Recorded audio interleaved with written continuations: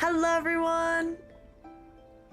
Welcome to day 5 of our self-care-a-thon. It is my emergency donathon all themed around self-care, as I've been going through some stuff and I know quite a few others have as well. So we've been getting cozy and tonight is one of those nights. So I'm going to read you a bedtime story. My chat did a poll and we have decided that we are going to be starting to read the book Percy Jackson and the Lightning Thief. Now, I haven't read this in quite a long time. It has been a very long time, in fact. And I'm not a voice actor, nor am I good at reading, but I will try my best. So, why not relax, tuck up, get cozy, make yourself a hot drink, and let us read Percy Jackson and the Lightning Thief together.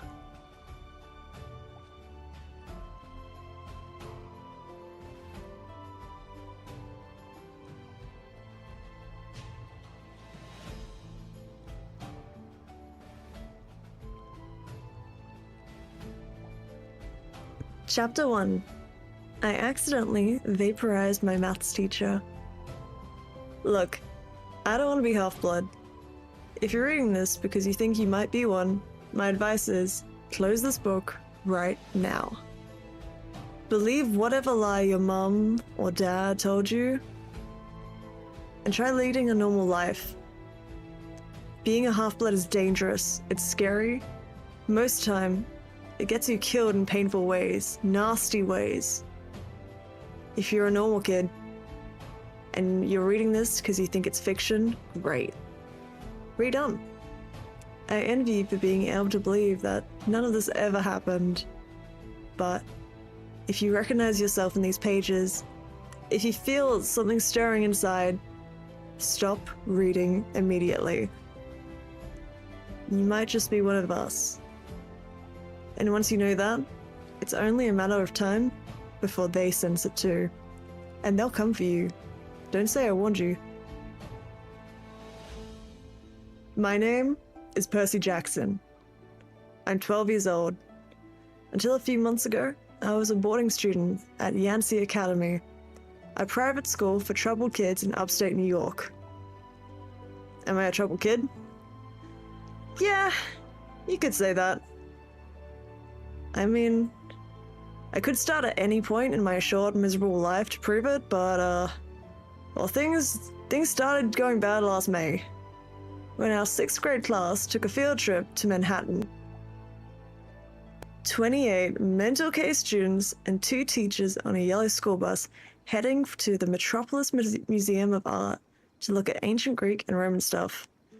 I know, sounds like torture, but let's be honest, most Yancey field trips were. But hey, we had Miss Bruma, our Latin teacher. She was leading the trip, so I had hopes. Mr. Bruno was a middle-aged guy in a motorized wheelchair. He had thinning hair and a scruffy beard, and a fraying tweed jacket, which always smelled like coffee. You wouldn't think he'd be cool, but he told stories and jokes, and he'd let us play games in class. He also had this awesome collection of Roman armor and weapons, so he was the only teacher whose class didn't put me to sleep. I hope the trip would be okay. At least, I hope that for once I won't get in trouble. Oh boy, was I wrong. See, bad things happen to me on field trips. Like, at my 5th grade school, when we went to Saratoga Battlefield, I had this accident with the Revolutionary War cannon. I wasn't aiming for the school bus, but of course I got expelled anyway. And before that, at my 4th grade school, we took a behind-the-scenes tour of Marine World Shark Pool. I sort of hit the wrong level on the catwalk, and our class took an unplanned swim. Oh, and the time before that, well, I think you get the idea. But this trip, I was determined to be good. All the way to the city, I put up with Nancy Boba Fett, the freckly, red-headed kleptomaniac girl hitting my best friend Grover on the back of the head with chunks of peanut butter and ketchup sandwich. Ugh. Grover was an easy target. He was scrawny. He cried when he got frustrated. He must have been held back several grades because he was the only 6th grader with acne and the start of a wispy beard in his chin. On top of all that, he was crippled. He had a note excusing him from PE for the rest of his life because he had some sort of muscular disease in his legs. He walked funny. Like, every step hurt him and, well, don't let that fool you. You should have seen him run when it was enchilada day at the cafeteria. Boy, did he run. Anyway. Nancy Bobafett. Ugh! She was throwing lots of sandwich that stuck in his curly brown hair, and she knew I couldn't do anything back to her because I was already on probation. The headmaster had threatened me with death by in-school suspension if anything bad, embarrassing, or even mildly entertaining happened on this trip. I'm going to kill her, I mumbled. Grover tried to calm me down. It's okay, I like peanut butter. He dodged another piece of Nancy's lunch. That's it! I started to get up, but Grover pulled me back to my seat. Dude, you're already on probation, he reminded me. You know you'll get blamed if anything happens. Looking back on it, I wish I'd decked Nancy Bobafett right then and there. In-school suspension would have been nothing compared to the mess I was about to get myself into. Mr. Bruner led the museum tour. He rode up the front in his wheelchair, guiding us through the big, echoey galleries, past marble statues and glass cases full of really old, like, black and orange pottery. It blew my mind that this stuff had survived for 2,000 or even 3,000 years. He gathered us around a 4-meter-tall stone column with a big sphinx on the top, and he started to tell us about how it was a grave marker, and it was for a girl about our age. He told us about the carvings on the side. I was trying to listen to what he had to say because, well, I was kind of interested, but everyone around me was talking, and every time I told them to shut up, our other teacher chaperone, Miss Dodds, she would give me the evil eye. Miss Dodds was this little maths teacher from Georgia who always wore a black leather jacket even though she was 50 years old. She looked mean enough to ride a Harley right into your locker.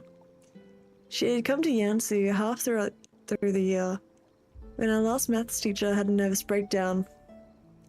For her first day, Miss Dodds loved Nancy Bobafett, and I figured it was because they were devil spawn.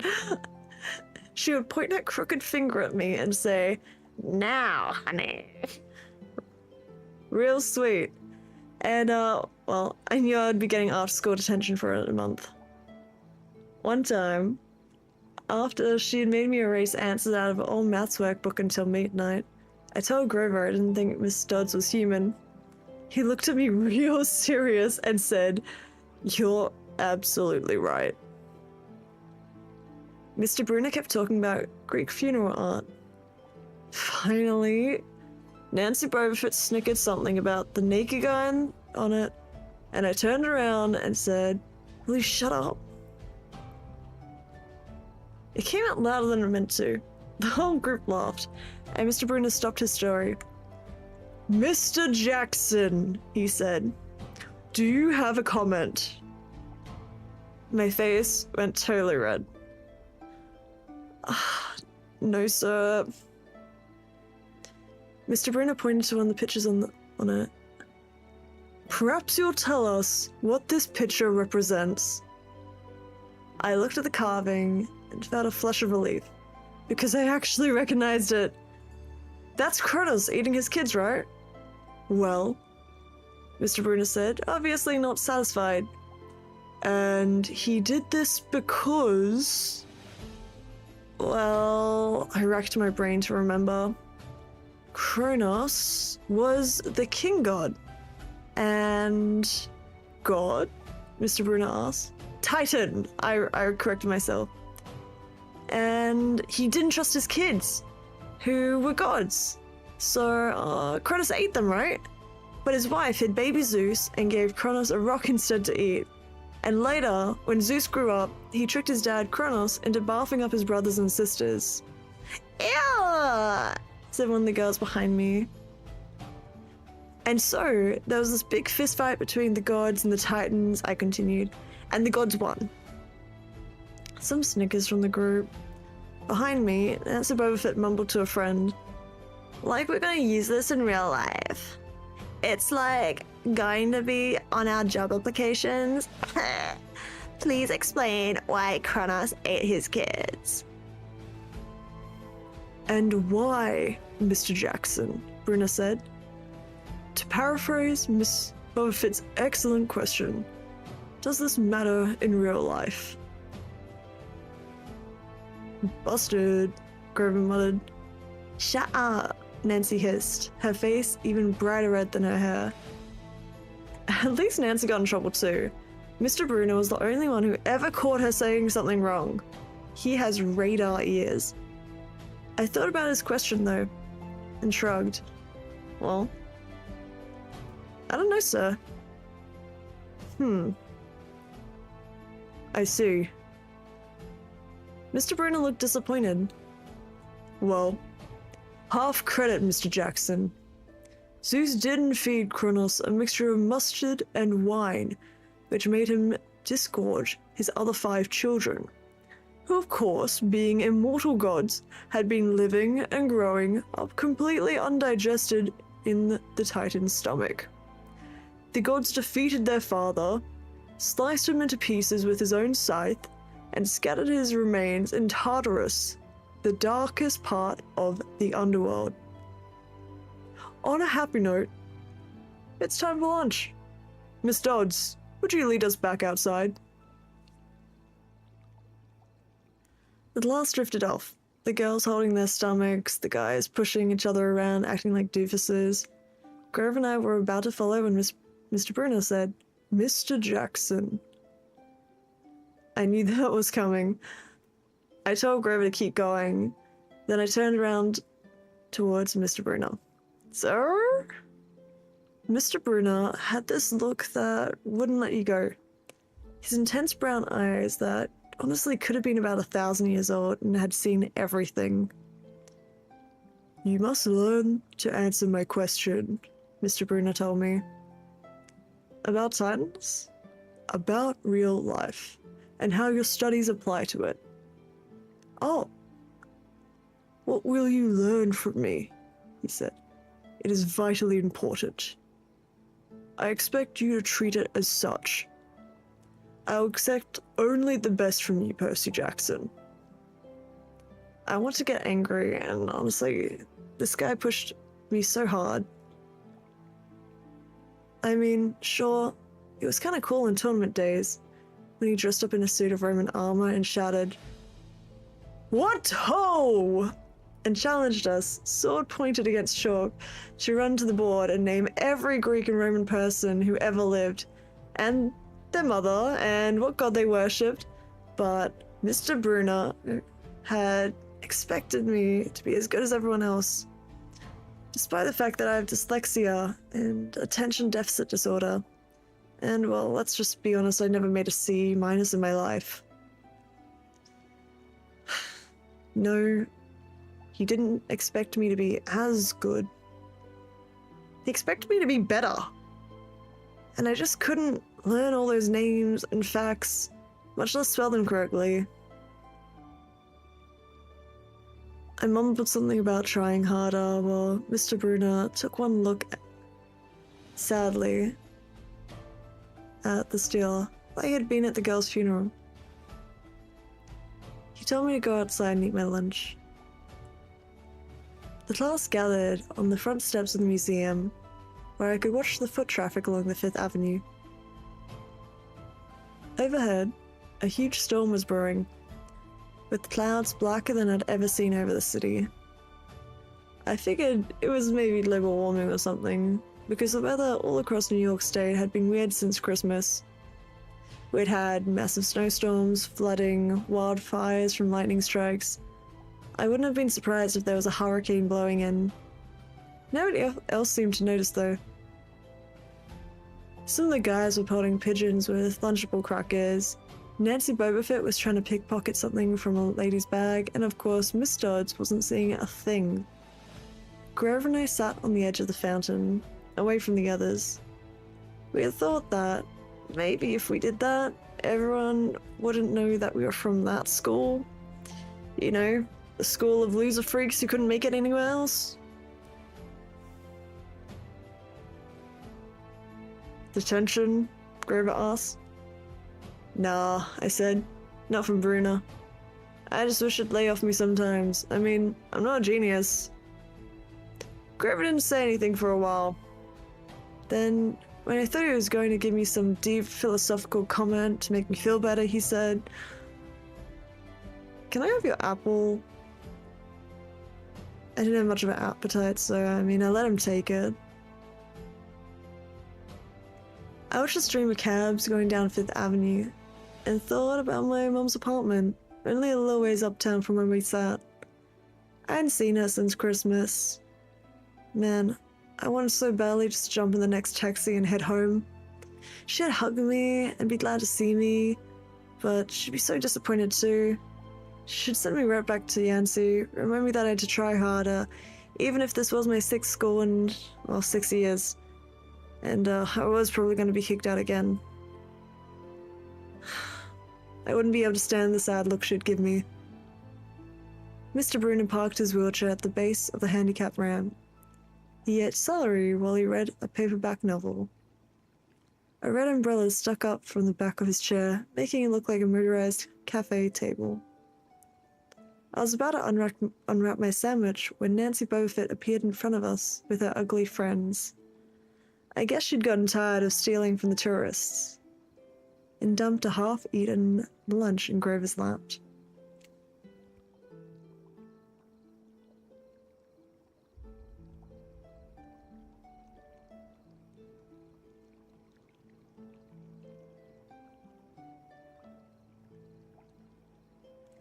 Oops. She grinned at me with her crooked teeth. Her freckles were orange, as if someone had spray-painted her face with liquid Cheetos. I tried to stay cool. The school counselor had told me a million times, count to 10, get control of your temper. But I was so mad, my mind just went blank. A wave roared in my ears. I don't remember touching her, but the next thing I knew, Nancy was sitting on her butt in the fountain screaming, "Percy pushed me!" Miss Dodds materialized next to us. Some of the kids were whispering, "Did you see? Like, the water, like it grabbed her." I don't know what they were talking about. All I knew was that I was going to be in trouble again.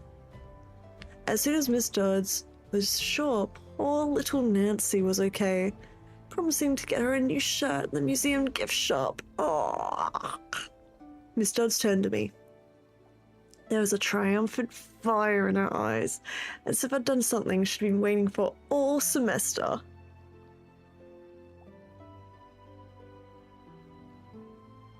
"Now, honey." "I know," I grumbled. "A month of raising textbooks." That wasn't the right thing to say. Ooh. "Come with me," Miss Dodds said. "Wait," Grover yelped. "It was me. I pushed her." I stared at him, stunned. I couldn't believe he was trying to cover for me. Miss Dodds honestly scared Grover to death. She glared at him so hard, his whiskery chin trembled. "I don't think so, Mr. Underwood," she said. "But you will stay here." Grover looked at me desperately. "It's okay, man." I told him, thanks for trying." "Honey," Miss Dodds barked at me. "Now!" Nancy Bobofit smirked. I gave her my deluxe "I'll kill you later" stare, and then turned to face Miss Dodds, but she wasn't there. She was standing at the museum entrance, way at the top of the steps, gesturing impatiently at me to come on. How did she get there so fast? Honestly, I just have moments like that a lot, when my brain falls asleep or something.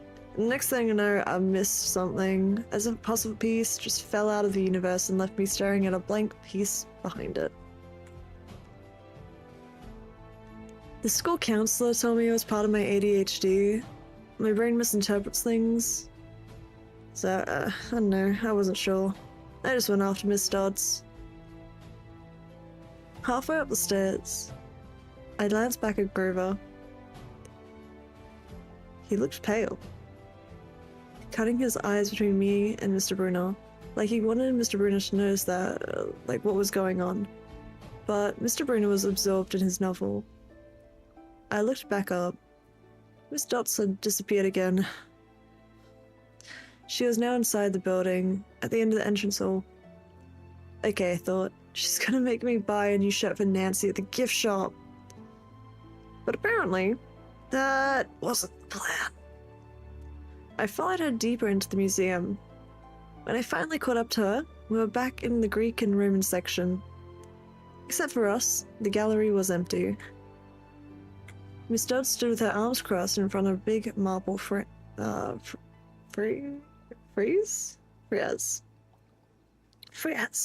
the Greek gods. She was making this weird noise with her throat, like growling. Even without the noise, I would have been nervous. It's weird being alone with a teacher.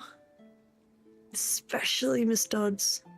Something about the way how she looked at the phrase. As if she wanted to pulverize it. "You've been giving us problems, honey," she said. I did the safe thing and said, "Yes, ma'am." She tugged on the cuffs of her leather jackets. "Did you really think you would get away with it?" The look in her eyes was beyond mad. It was evil. She's a teacher, I thought nervously.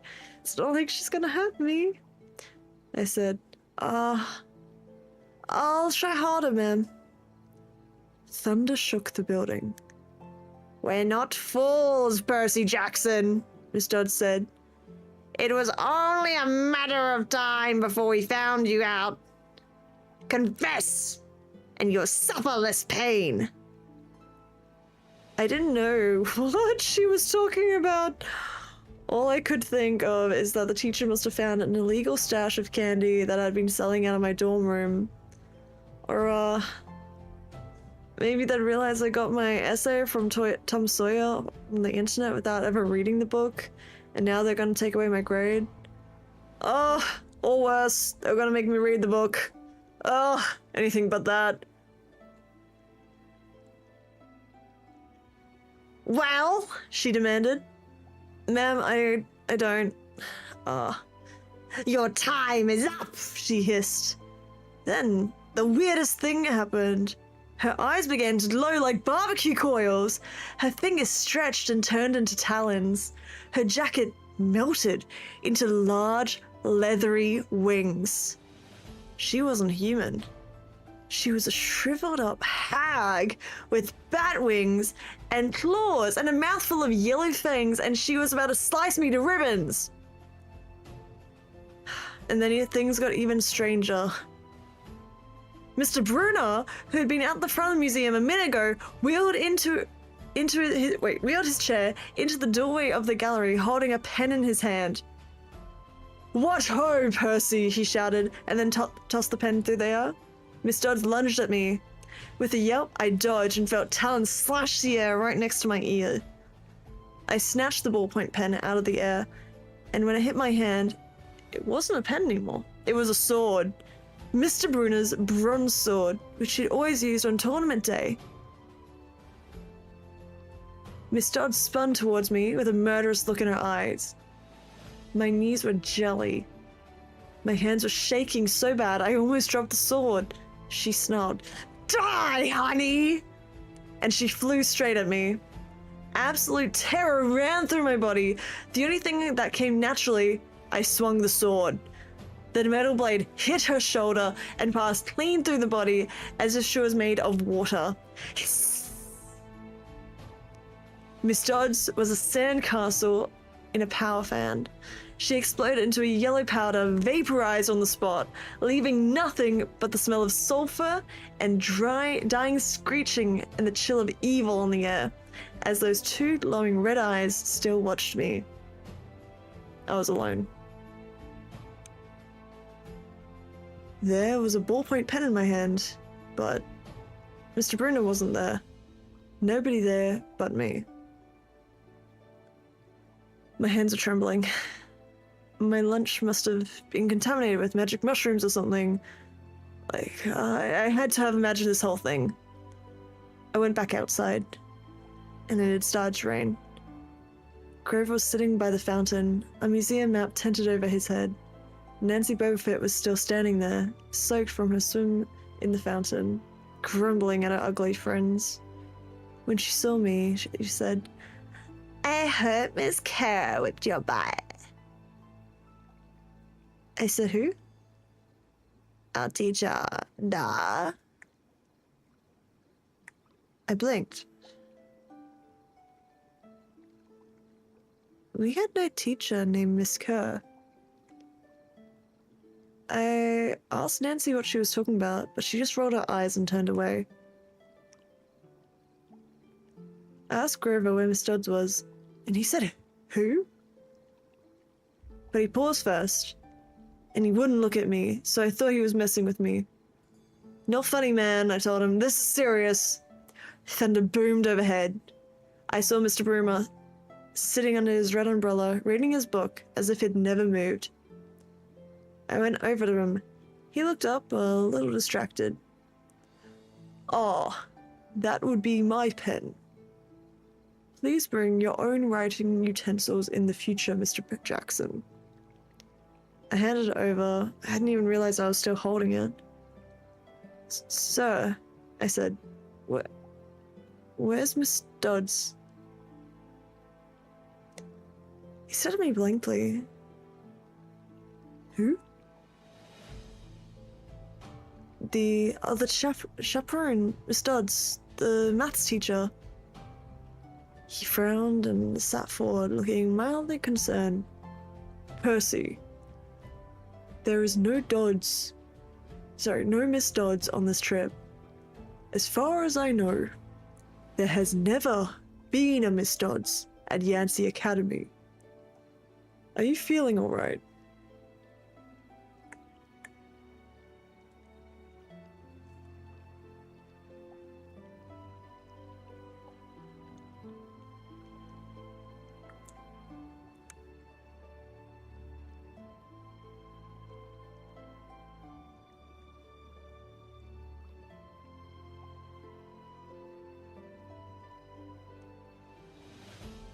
Chapter 2. 3 old ladies knit the sock of death.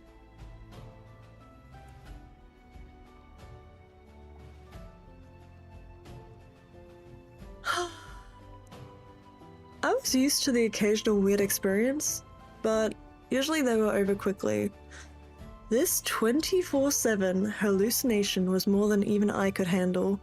For the rest of the school year, the entire campus seemed to be playing some kind of trick on me. The students acted as if they were completely and totally convinced that Miss Kerr, a perky blonde woman who I'd never seen in my life until she got in our bus at the end of the field trip, had been our maths teacher since Christmas. Every so often, I would spring a Miss Dodds reference on someone just to see if I could trip them up. But they would just stare at me like I was a psycho. It got so that I almost believed them. That Miss Dodds had never existed. Almost. But Grover couldn't fool me. When I mentioned the name Dodds to him, he would hesitate, then claim that she didn't exist. But I knew that he was lying. Something was going on. Something had happened at that museum.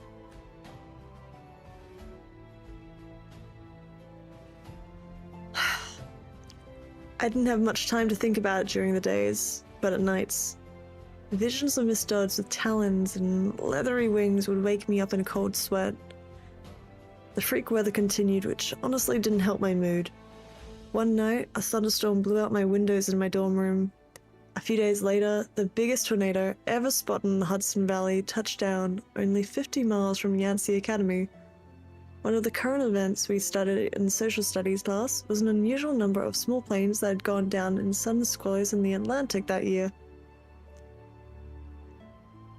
I started feeling cranky and irritable most of the time.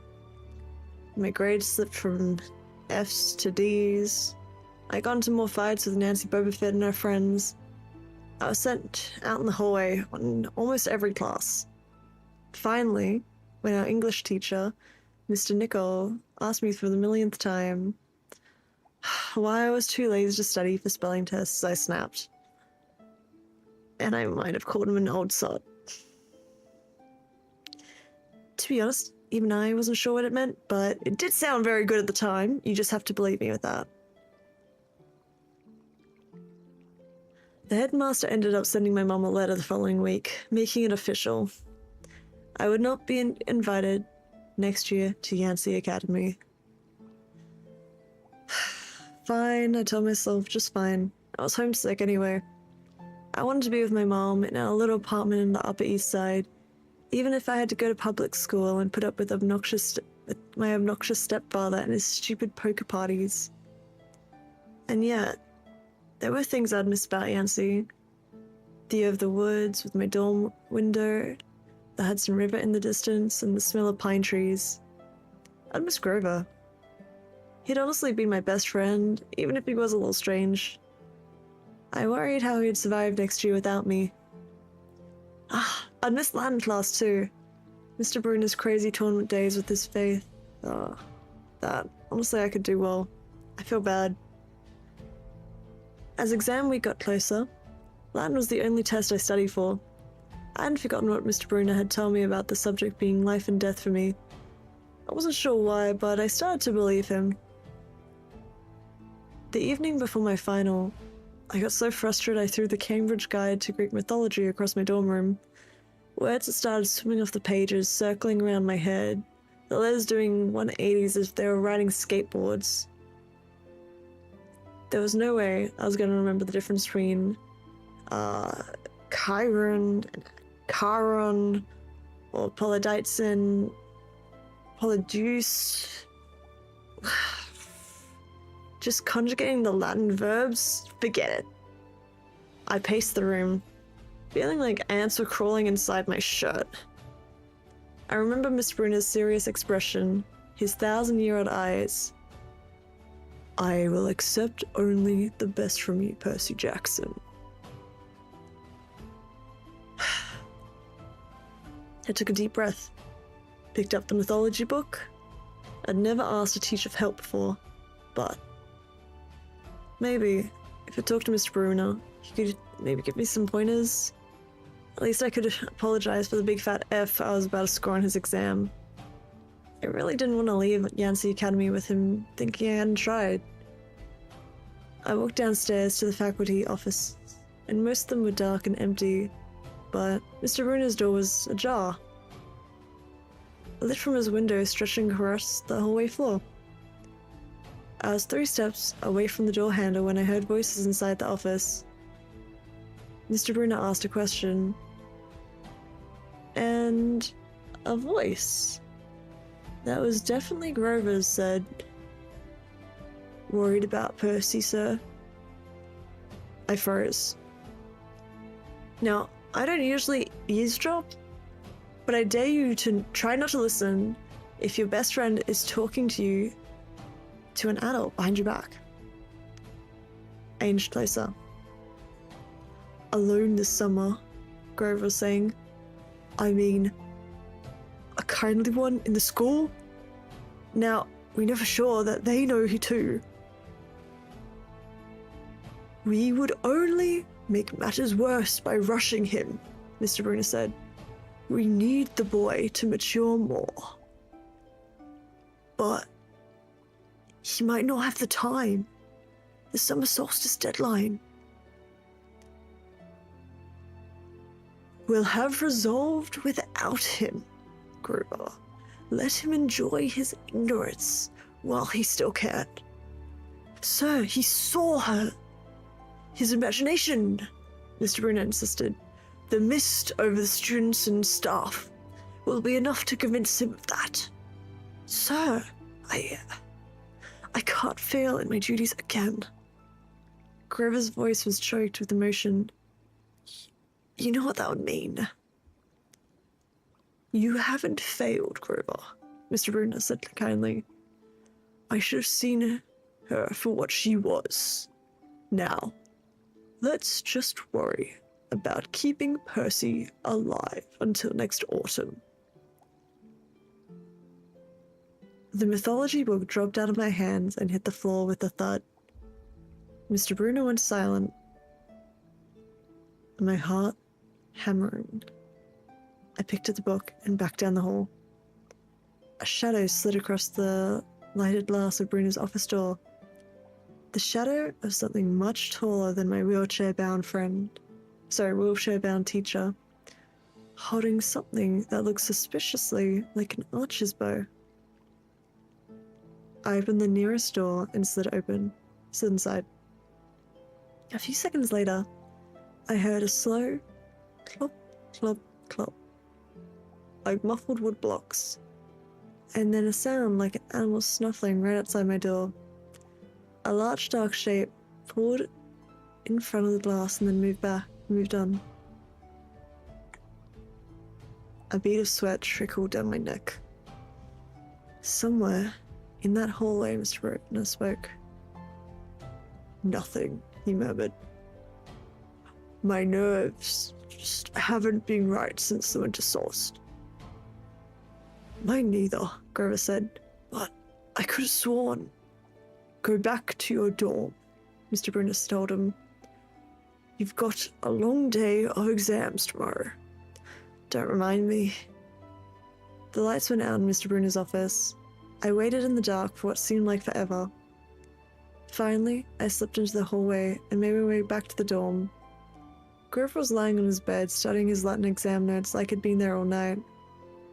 Hey, he said, beady-eyed. You gonna be ready for this test? I didn't answer. You look awful, he frowned. Is everything okay?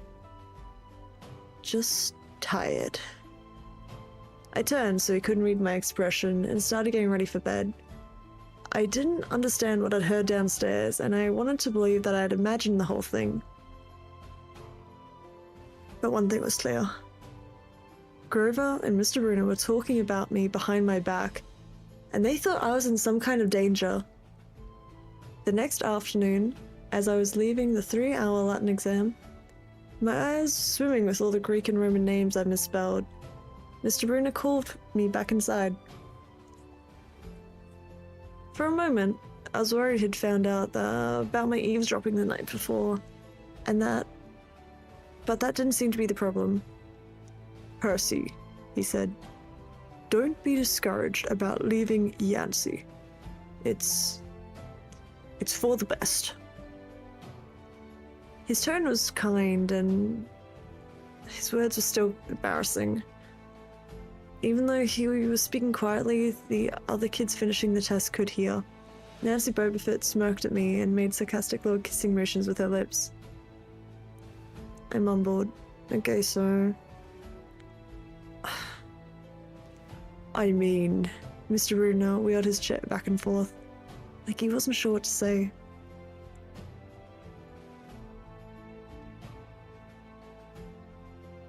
This isn't the right place for you. It was only a matter of time. My eyes stung. Here was my favorite teacher in front of the class, telling me that I couldn't handle it. After saying he believed in me all year, now he was telling me that I was destined to be kicked out. Right. I said, trembling. No, no, Mr. Bruner said. Oh, I confounded it all. What I'm trying to say... You're not normal, Percy. That's nothing to be... Thanks.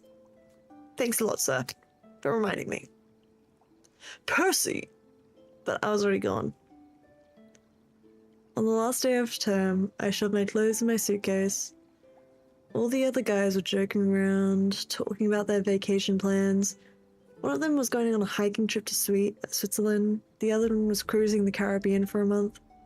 They were all juvenile delinquents like me, but they were rich juvenile delinquents. Their daddies were executives and ambassadors and celebrities. I was no one. From a family of nobodies. They asked me what I would be doing this summer, and I told them I was going to go back to the city. What I didn't tell them is that I have to get a summer job walking dogs, or selling magazine subscriptions, or spend my free time worrying about what school I'd go to in the autumn. Oh, one of the guys said, cool. They went back to their conversations as if it never existed. The only person I dreaded saying goodbye to was Grover. But, as it turned out, I didn't have to. He'd booked a ticket to Manhattan on the same Greyhound bus that I had.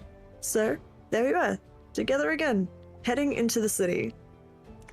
During the whole bus ride, Grover kept glancing nervously down the aisle, watching the other passengers. It occurred to me that he always acted nervous and fidgety when we left Yancey, as if he expected something bad to happen. Before, I always assumed he was worried about getting teased, but there was no one to tease him on the Greyhound. Finally, I couldn't stand it anymore. I said, "Looking for a kindly one?" Grover nearly jumped out of his seat. What do you mean? I confessed about eavesdropping on him and Mr. Bruner the night before the exam.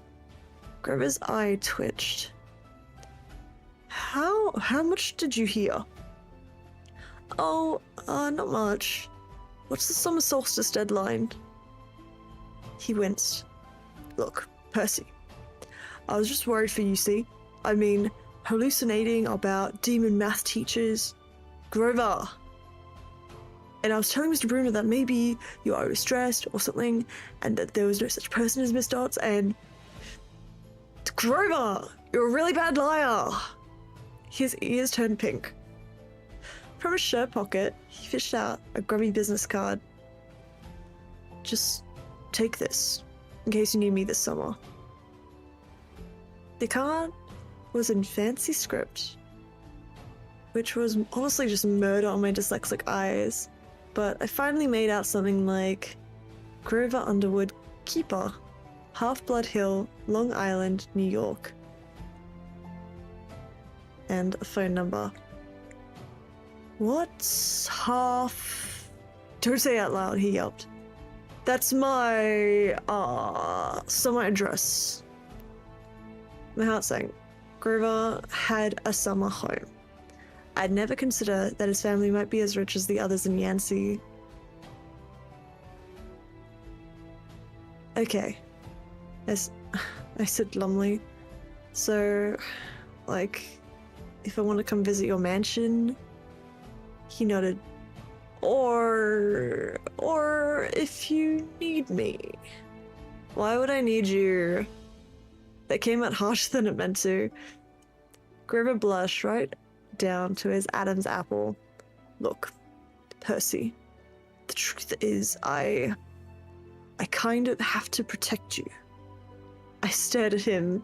All year long, I'd gotten into fights, keeping bullies away from him.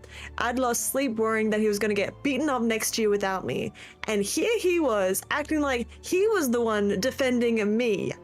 Grover, I said, what exactly are you protecting me from? There was a huge grinding noise under our feet. Black smoke poured from the dashboard, and the whole bus kind of just smelled like rotten eggs. The driver cursed and limped the Greyhound bus over to the side of the highway.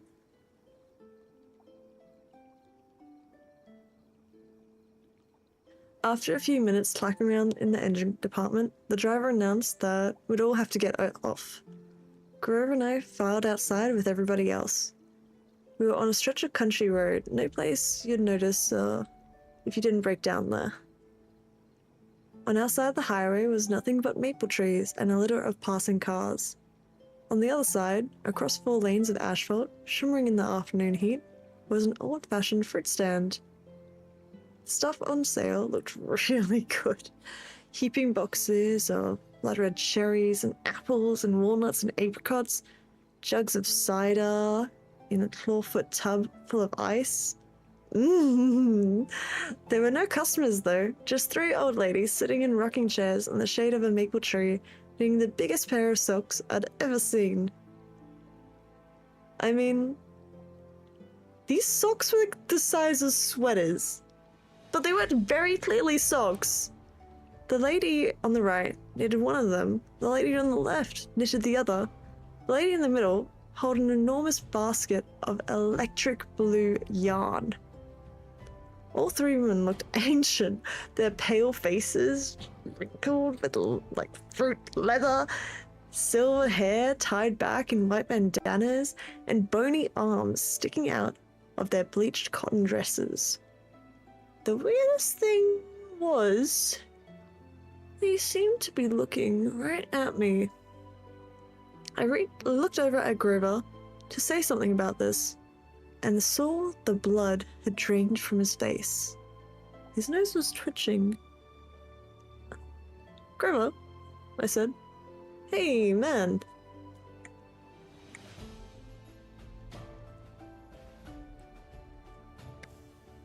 Tell me they're not looking at you, are they? They are, aren't they? Yeah, weird, huh? You'd think those socks would fit me. Not funny, Percy. Not funny at all. The old lady in the middle took a huge pair of scissors. Gold and silver. Long blades like shears. And I heard Grover catch his breath.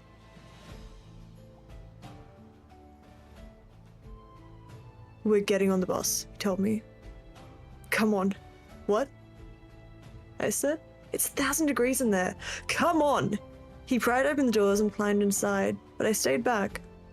Across the road, the older ladies were still watching me. The middle one cut her yarn, and I swear I could hear the snip across 4 lanes of traffic. Her 2 friends bought up the electric blue socks, leaving me wondering who they could possibly be for. Maybe a Sasquatch, maybe even Godzilla. Who's got feet like that? At the rear end of the bus, the driver reached a big chunk of smoking metal out of the engine compartment. The bus shuddered and the engine roared back to life. The passengers cheered. Yeah! Done right, yelled the bus driver. He slapped the bus with his hat. Everybody, back on board! Once we got going, I started feeling feverish, as if I'd caught the flu. Grover didn't look much better. He was shivering and his teeth were chattering. Grover?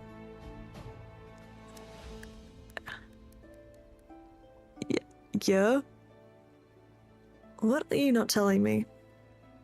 He dabbed his forehead with his sleeved shirt. Shirt sleeve. Percy.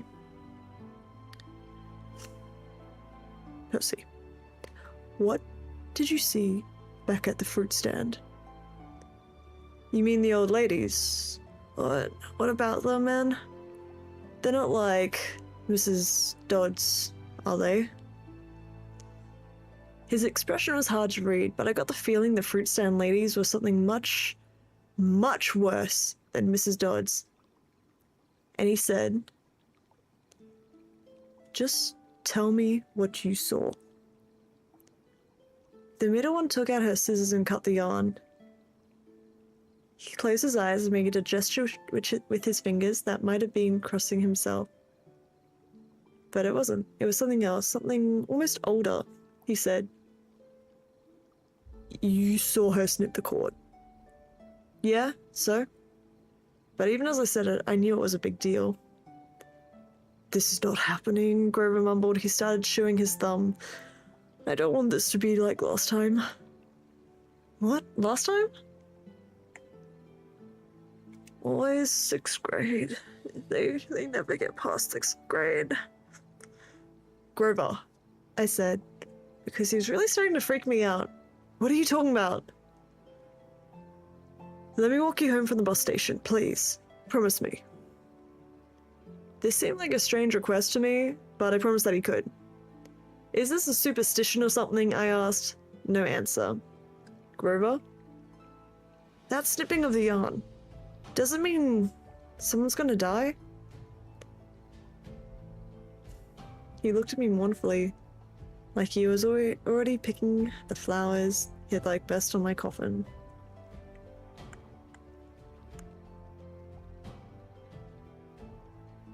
How are you guys enjoying it so far? That was the end of chapter 2. I'm actually really happy we chose this book. I like the way how it's written. It's very easy to read. Thank you so much again for the recommendation. Is there anything I can do better to improve so far? As I'm quite enjoying reading it. It's very nice. Glad to hear. I'm doing pretty good with the voices, I must admit. Thank you. I appreciate it. I don't have the best range when it comes to voices, especially because I'll forget. But I'm doing my best, and I hope it is easy to listen to, and you guys can kind of follow who is talking with what. Now, in between chapters, I'm gonna have little breaks like this, where I have a drink, have a little breathe, and then I'll continue. So, cheers guys.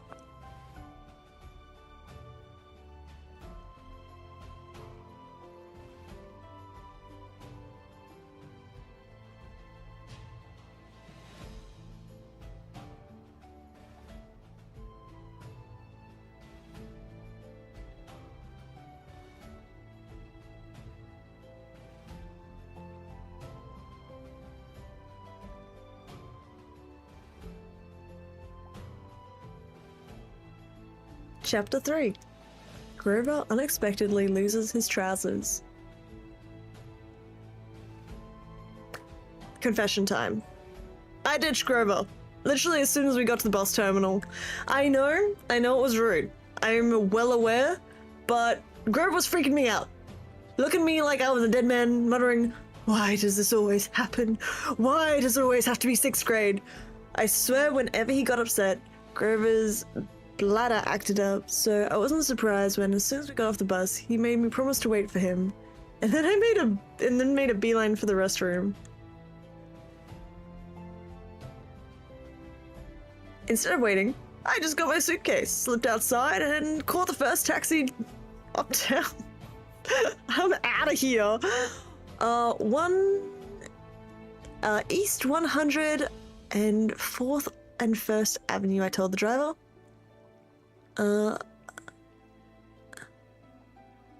Okay guys, a word about my mother just before you meet her. Her name is Sally Jackson, and she is the best person in the world. Which honestly just proves my theory that the best people have the most rotten luck. Her own parents died in a car crash when she was 5, and she was raised by an uncle who didn't care much about her. She wanted to be a novelist, so she spent high school working just enough to go to college with a good creative writing program.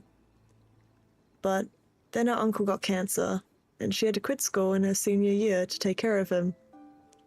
After he died, she was left with no money, no family, and no diploma.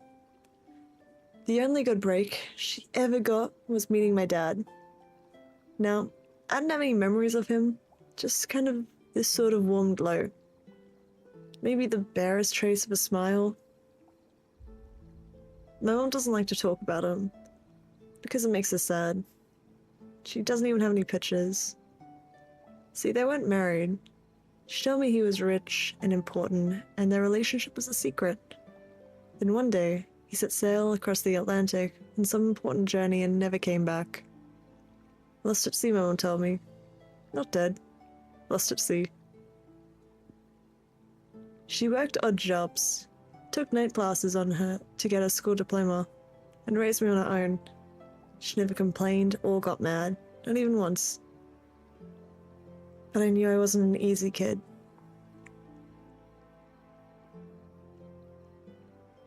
Finally, she married Gabe Ugliano, who was nice for the first 30 seconds we knew him. Then he showed his true colours as a world-class jerk. When I was young, I nicknamed him Smelly Gabe. I'm sorry, but it's the truth. The guy looked like moldy garlic cheese pizza wrapped in gym shorts. And between the two of us, he has made my mum's life pretty hard. The way Smelly Gabe treated her, the way he and I got along, well, when I got home, this is just going to be a good example. So, let's get into it. I walked into our little apartment, hoping my mum would be home from work. Instead, we got Smelly Gabe in the living room playing poker with his buddies. The television was blaring, crisps and beer cans were strewn all over the carpet. Hardly looking up as he said around a cigar, So, you're home. Where's my mom? Working, he said. You got any cash? That was it. No, welcome back. No, good to see you. No, how's your life been the past 6 months? Nah, nada. Gabe had put on weight. He looked like a tuskless walrus in a thrift store clothes. He had about 3 hairs left in his head, all combed over his bald scalp, as if that made him handsome or something. He managed an electronics mega mart in Queens, but he stayed home most of the time. Honestly, I don't know why he hadn't been fired long ago. He just kept on collecting paychecks, spending the money on cigars that made me nauseous, and on beer, of course. Always beer. Whenever I was home, he expected me to provide his gambling funds. He called that our sky secret, meaning if I told my mom, he would punch my lights out. Gabe, I don't have cash, I told him. He raised a greasy eyebrow. Gabe could sniff out money like a bloodhound, which was honestly surprising since, well, his own smell could have covered up everything else. Yee. Oh, I think I lost his accent. You took a taxi from the bus station, he said. Yeah, probably paid about 20. Got $7 in change. Somebody expects to live under this roof, and he ought to carry his own weight. Aren't I right, Eddie? Eddie, the superintendent of the apartment building, looked at me with a tinge of sympathy. Oh, come on, Gabe, he said. The kid just got here. Am I right? Eddie scowled with his bowl of pretzels. The other 2 guys passed gas in harmony.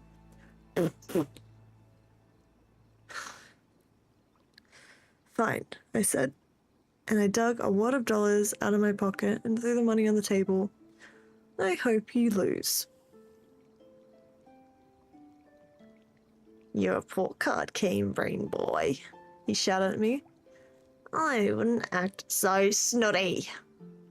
I slammed the door to my room, which, well, it wasn't really my room. During school months, it became Gabe's study, in quotations.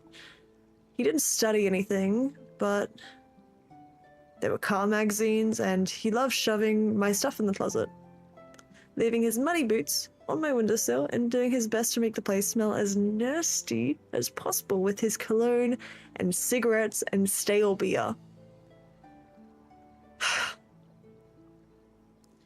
I dropped my suitcase on the bed. Oh, home sweet home.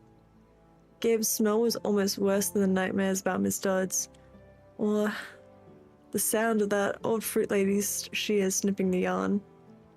But as soon as I thought of that, my legs felt weak. I remembered Grover's looks of panic, how it made me promise that I wouldn't go home without him. A sudden chill rolled through me. I felt like something was looking for me right now. Maybe pounding its way up the stairs, growing long, horrible talons. Then I heard my mom's voice. Percy?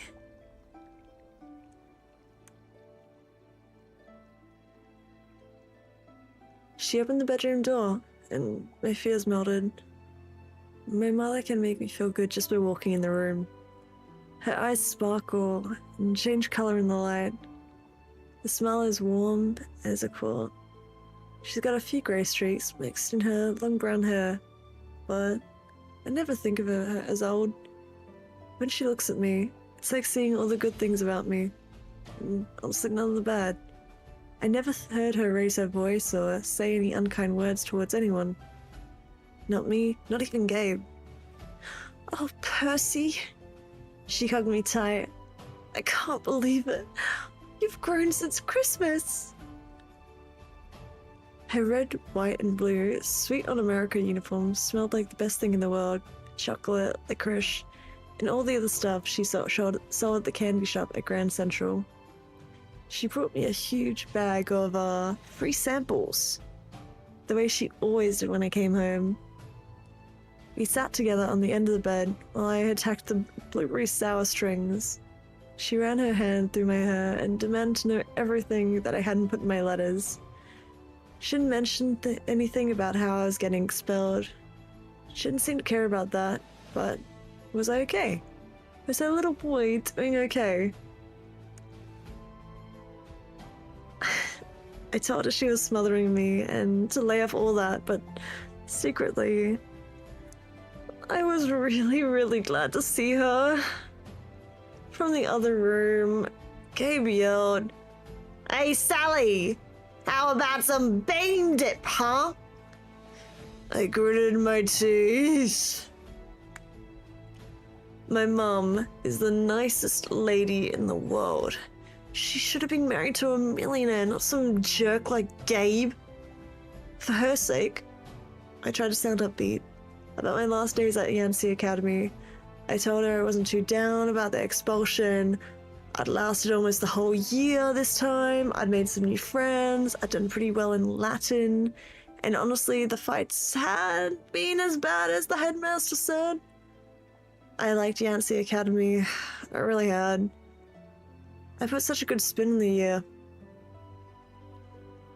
I almost convinced myself. I started choking up thinking about Grover and Mr. Bruner. Even Nancy Beaufort suddenly didn't seem too bad. All until that trip to the museum. What? My mum asked, her eyes tugging at my conscience, trying to pull out the secrets. Did something scare you? No, Mum. I felt bad lying. I wanted to tell about Miss Dodds and the 3 old ladies and the yarn, but I thought it would sound stupid. She pursed her lips. She knew I was holding back, but she didn't push me. Well, I have a surprise for you, she said. We're going to the beach. My eyes widens. Montauk? 3 nights? Same cabin? When? I smiled. As soon as I get changed. I couldn't believe it. My mom and I hadn't been to Montauk the last 2 summers because Gabe said there wasn't enough money.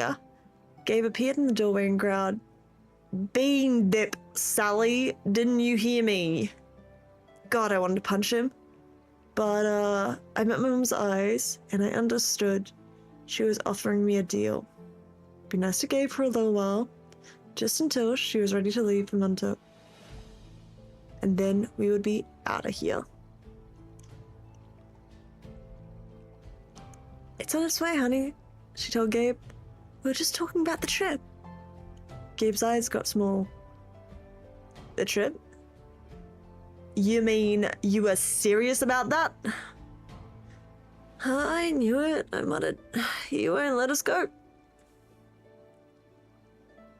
Of course he will, my mum said evenly. Your stepfather is just worried about money, that's all. Besides, she added, Gabriel won't have to settle for pink dip. I'll make him enough 7-layer dip for the whole weekend. Guacamole, sour cream, the works. Gabe softened a bit.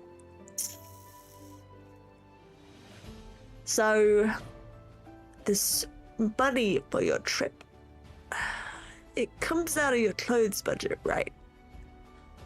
Yeah, yes, honey, yes, my mother said. And you won't take my car anywhere but there and back. We'll be very careful. Gabe scratched his double chin.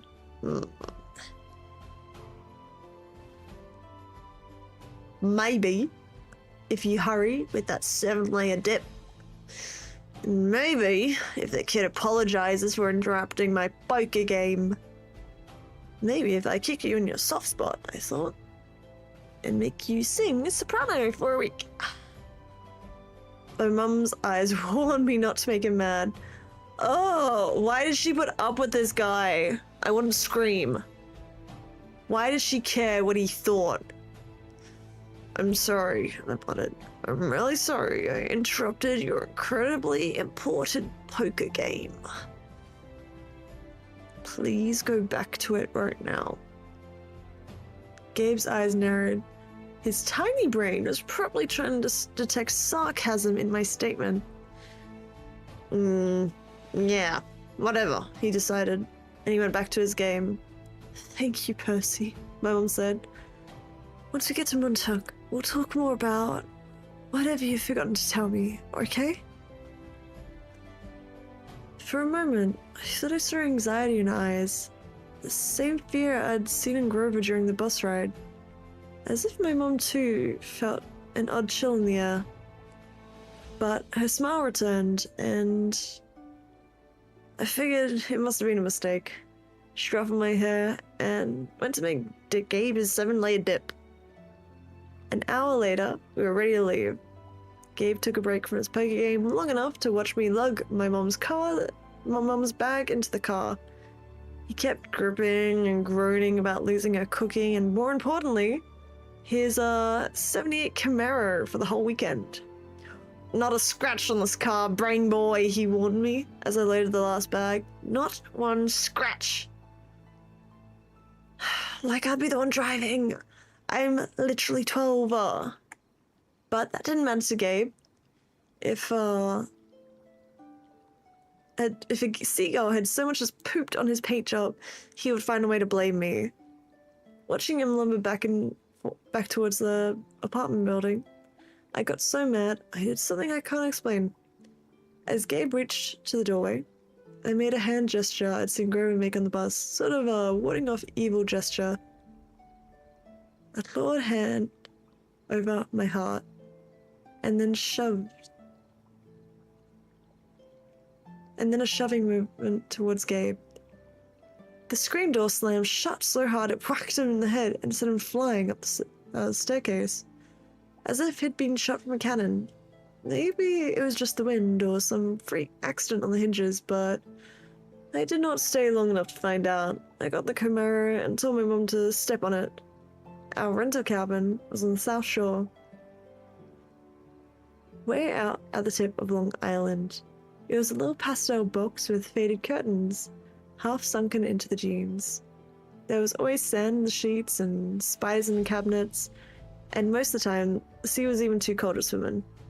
But man, I loved the place. We'd been going there since I was a baby. Mum had been going there even longer. She never exactly said, but I knew the beach was special to her. It was the place where she'd met my dad.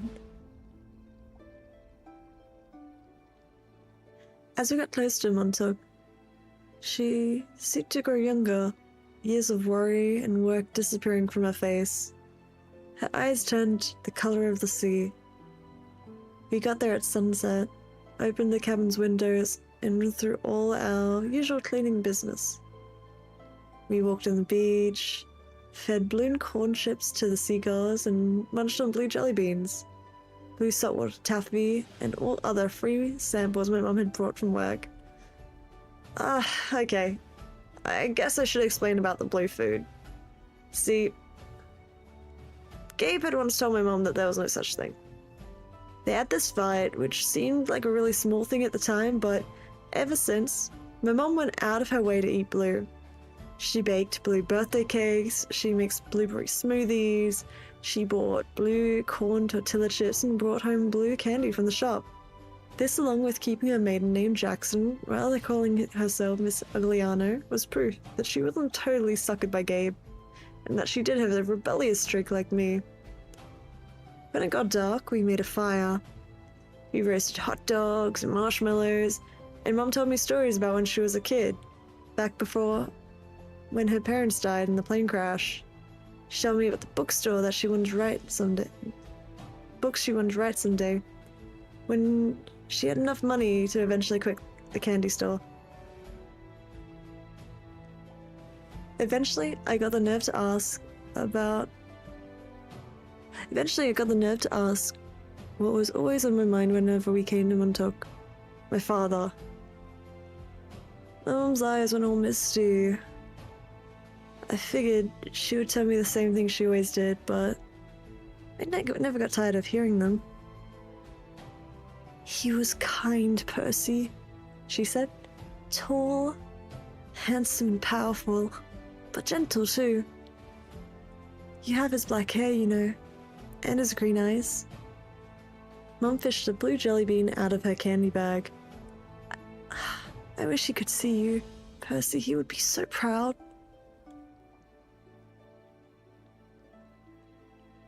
I wondered how she could say that. What was so great about me? I'm a dyslexic, hyperactive boy with a D+ report card, kicked out of school for the 6th time in 6 years. How old was I asked. I mean, when he left. She watched the flames. "He was only with me for one summer, Percy. Right here, at this beach. This cabin. But he knew me as a baby. No, honey. He knew I was expecting a baby, but he never saw you. He had to leave before you were born."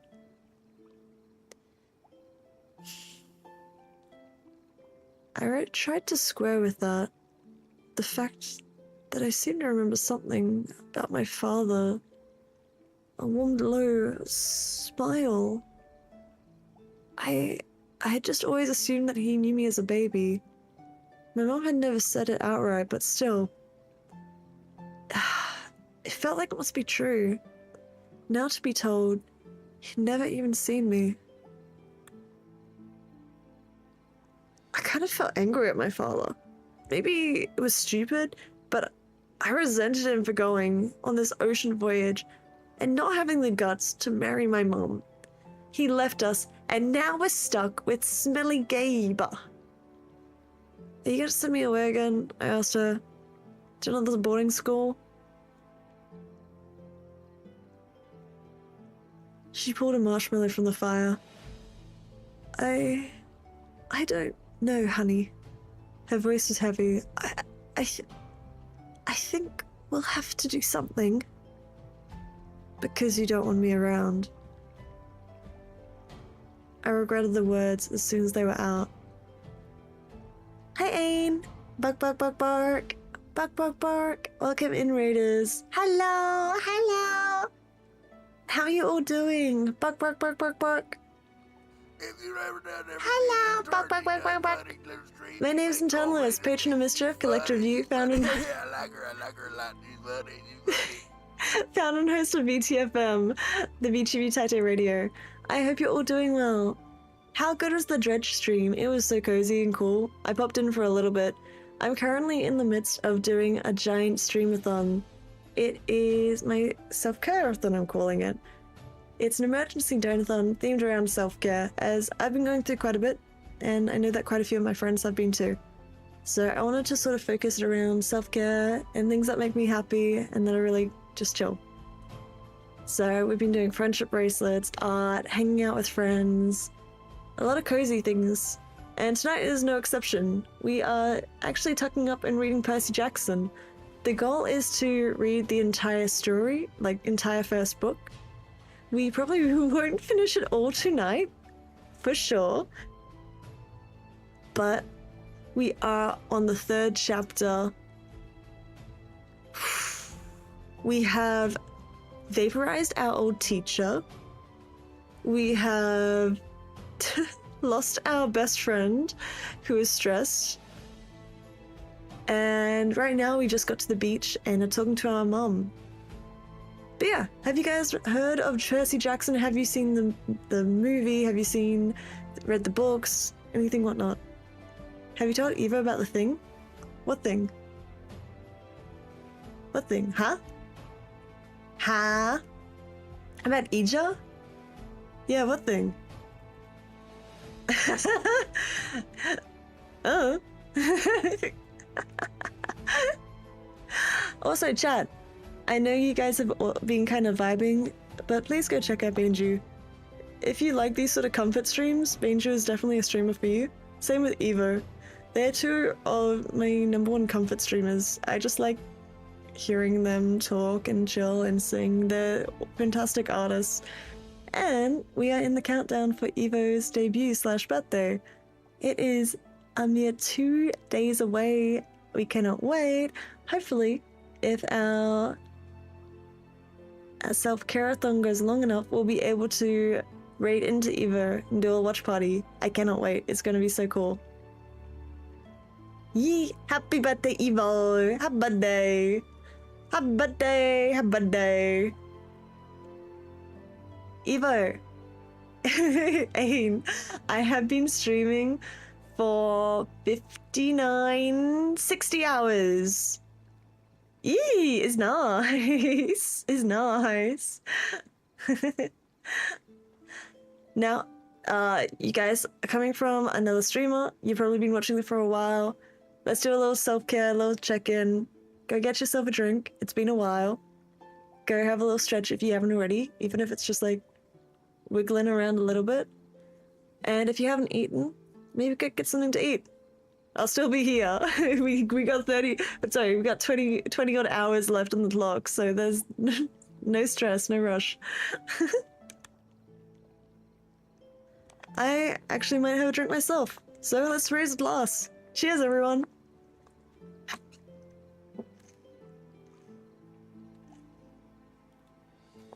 Hi, Dallas. Hello. Also, I didn't say it at the time, but thank you for the follows in. Thank you.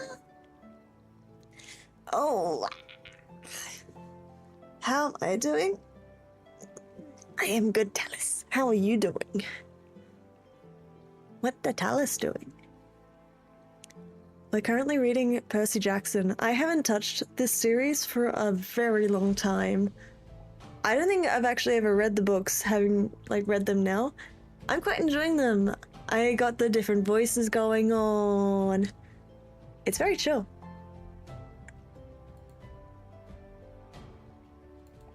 It's kind of nice.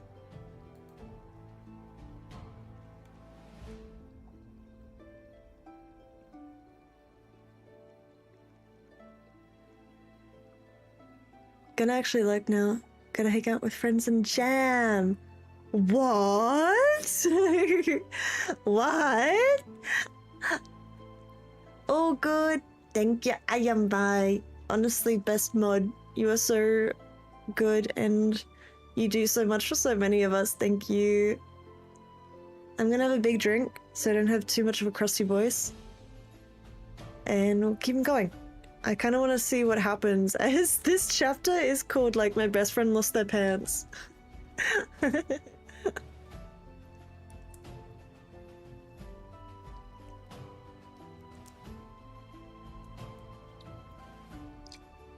Yum yum yum yum yum yum yum.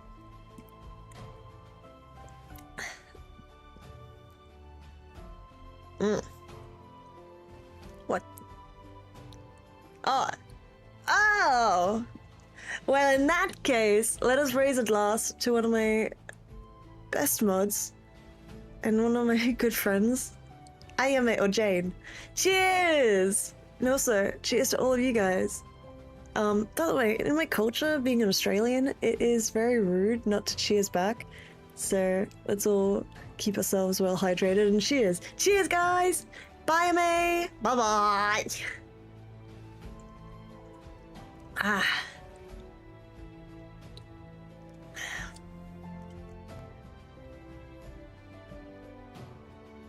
Yo, is that Goten? Is that the goat? Hello. Okay. Let's continue this chapter. We're reading Percy Jackson and the Lightning Thief. We are midway through chapter 3. It's going good. Our friend's about to lose their pants, and we're yet to know why. Currently, we've ditched him and we're at the beach right now.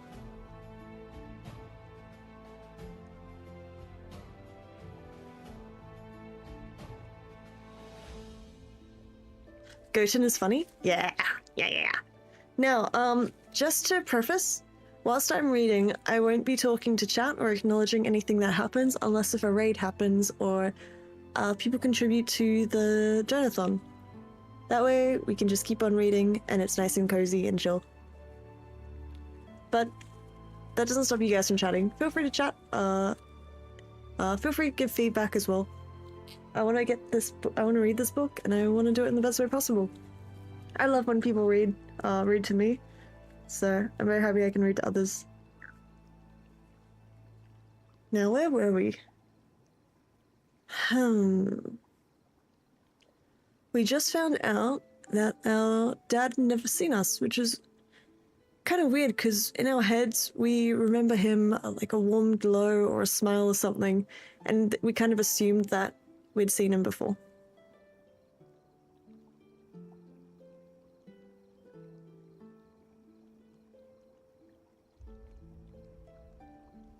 Are you gonna send me away again? I asked her. To another boarding school. She pulled a marshmallow from the fire. I don't know, honey. Her voice was heavy. I think we'll have to do something. Because you don't want me around. I regretted the words as soon as they were out. My mom's eyes just welled with tears, and she took my hand and squeezed it tight. Oh, Percy, no. I have to. Honey, it's for your own good. I have to send you away. Her words reminded me of what Mr. Bruner had said, that it was best for me to leave Yancey. Because I'm not normal, I said. You say that as if it's a bad thing, Percy. You don't realize how important you are.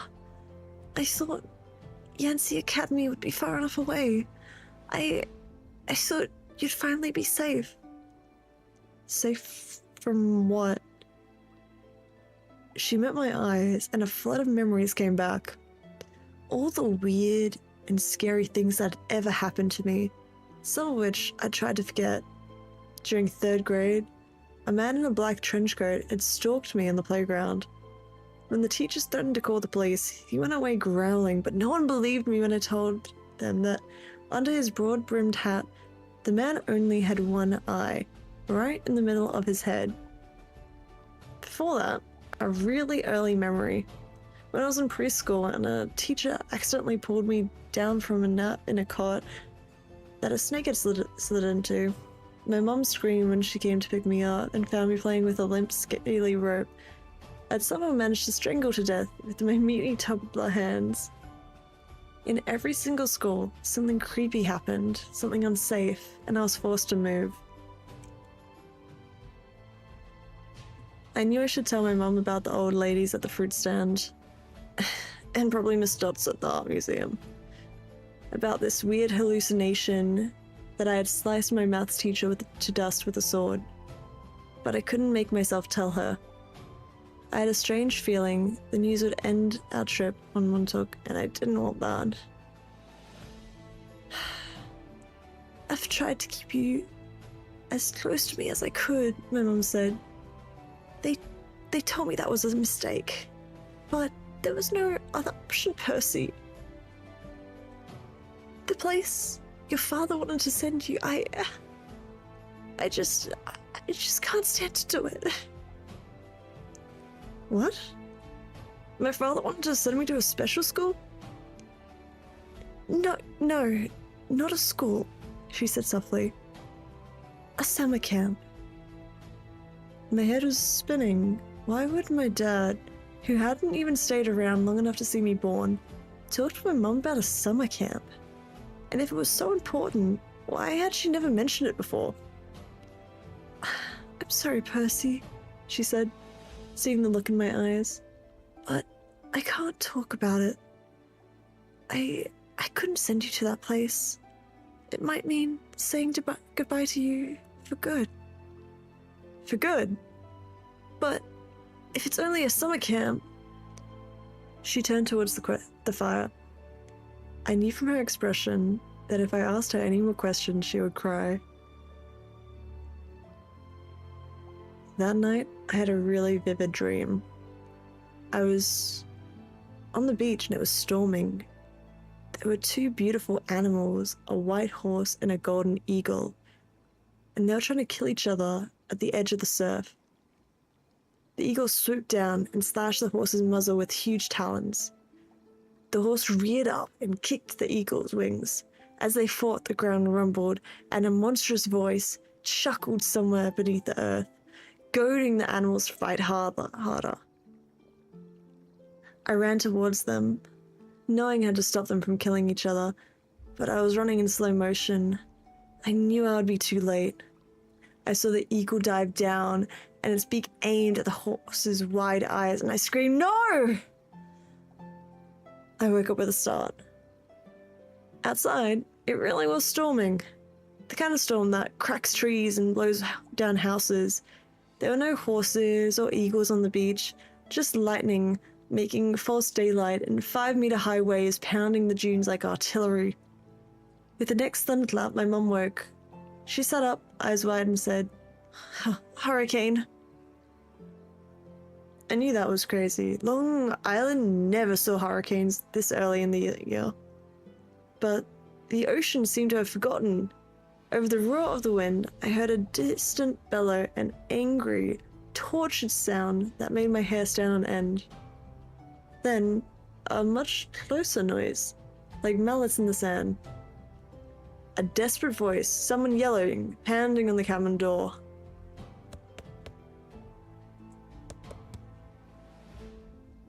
My mother sprang out of bed in her nightgown and threw open the lock.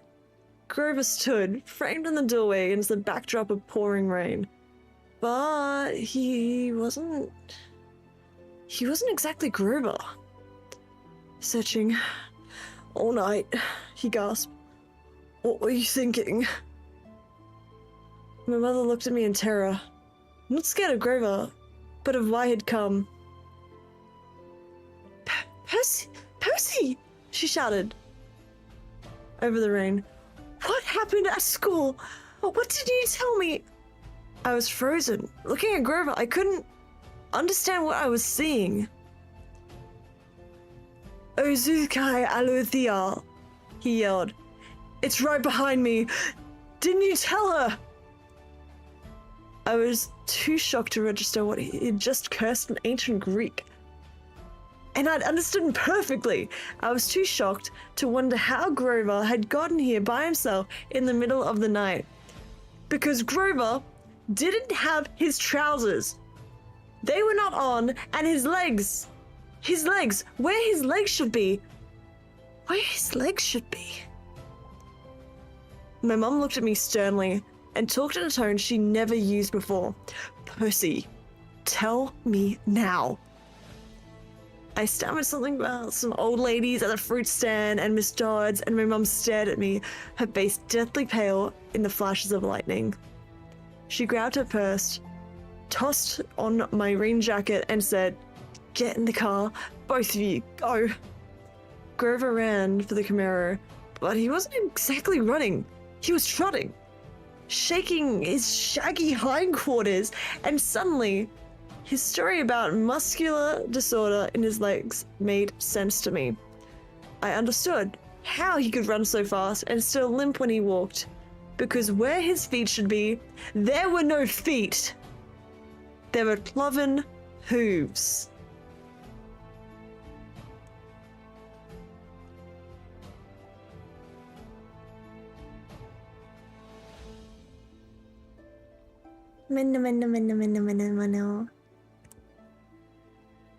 Chapter 4.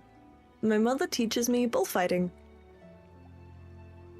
We tore through the night, along dark country roads. Wind slammed against the Camaro. Rain lashed the windshield. I didn't know how my mum could see anything, but she kept her foot in the gas.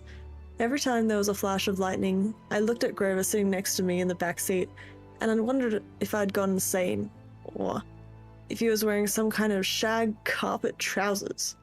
But no, the smell. The smell was one I remembered from kindergarten trips to the petting zoo. Lanolin, like from wool. The smell of a wet barnyard animal. All I could think to say was, so you and my mum know each other. Grover's eyes flinched in the rearview mirror, though there were no cars behind us. Not exactly, he said. I mean, we've never met in person, but she knew that I was watching you. Watching me. Keeping tabs on you, making sure that you were okay. But I wasn't faking being your friend, he added hastily. I am your friend. What are you exactly? That doesn't matter right now. It doesn't matter? From the waist down, my best friend is a donkey. Grover let a sharp, throaty blah, blah, blah. I heard him make that sound before, but I'd always assumed it was a nervous laugh. Now I realized it was more of an irritable bleat. Goat, he cried. What? I'm a goat from the waist down. You just said it didn't matter. Blah. There are satyrs who would trample you under their hoofs for insult. Whoa, wait, satyrs? You mean like Mr. Brunner's myths, right? There were these old ladies in the fruit stand. Those old ladies at the fruit stand are myth, Percy. Was Miss Dots a myth? So you admit there was a Miss Dots? Of course! Then why? The less you knew, the fewer monsters you would attract, Grover said. Like, that should be perfectly obvious? We put a mist over the human's eyes. We hoped that you'd think the kindly one was a hallucination, but it was no good. You started to realize who you are. Wait a minute, what do you mean? A weird bellowing noise rose up again somewhere behind us, closer than before. Whatever was chasing us was still in our trail. Percy, my mom said, there's too much to explain and not enough time. We have to get you to safety. Safety from what? Who's after me? Oh, not much, Grover said, obviously still miffed about the donkey comments. Just the Lord of the Dead and a few of his bloodthirstiest minions. Grover! Sorry, Miss Jackson. Could you drive faster, please? I tried to wrap my brain around what was happening, but I just couldn't do it. I knew this wasn't a dream. I had no imagination, so I could never dream up something this weird. My mom made a hard left. We swerved down a narrow road, racing past the dark farmhouses and wooden hills on pick your own strawberry signs on white picket fences. Where are we going? I asked. The summer camp I told you about. My mother's voice was tight. She was trying, for my sake, not to be scared. The place your father wanted to send you. The place you didn't want me to go. Please, dear. My mother begged. This is hard enough.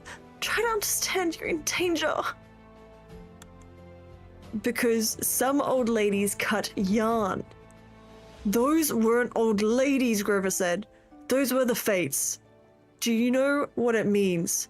The fact that they appeared in front of you. They only do that when you are about to... when someone's about to die. Well, you just said you. No, I didn't. I said someone. You meant you, as in me. I meant you, like someone, not like you. Boys, Mum said. She pulled the wheel so hard to the right that I got a glimpse of a figure she'd sweared to avoid. A dark, fluttering shape now lost behind us in the storm.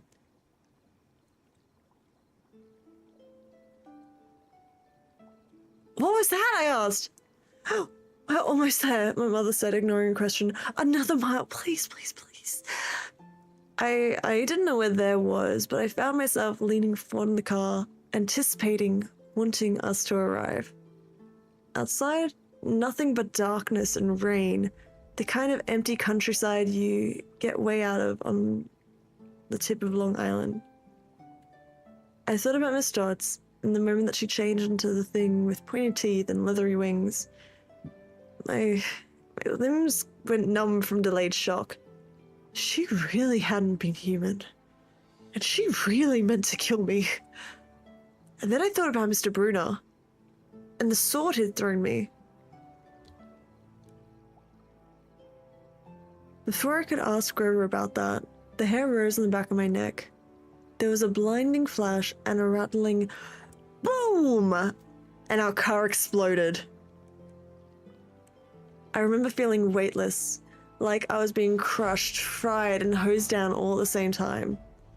I peeled my forehead off the back of the driver's seat and said, ow. Percy? My mom shouted. I'm okay. I tried to shake off the daze. I wasn't dead. The car hadn't really exploded. We'd swerved to avoid a ditch. Our driver's side door was wedged in the mud. The roof had cracked open like an eggshell and rain was pouring in. Lightning. That was the only explanation. We'd been blasted off the road. Next to me in the backseat was a motionless lump. Grover! He was slumped over, blood trickling down the side of his mouth. I shook his furry hip, thinking, no. Even if you're half barnyard animal, you're my best friend. I don't want you to die. Then he groaned. Food. I knew that was hope. Percy, my mother said, we have to. And her voice faltered. I looked back. In a flash of lightning, through the blood-splattered rear windshield, I saw a figure lumbering towards us on the shoulder of the road. The sight made my skin crawl. It was a dark silhouette of a huge guy, like the size of a football player. He seemed to be holding a blanket over his head.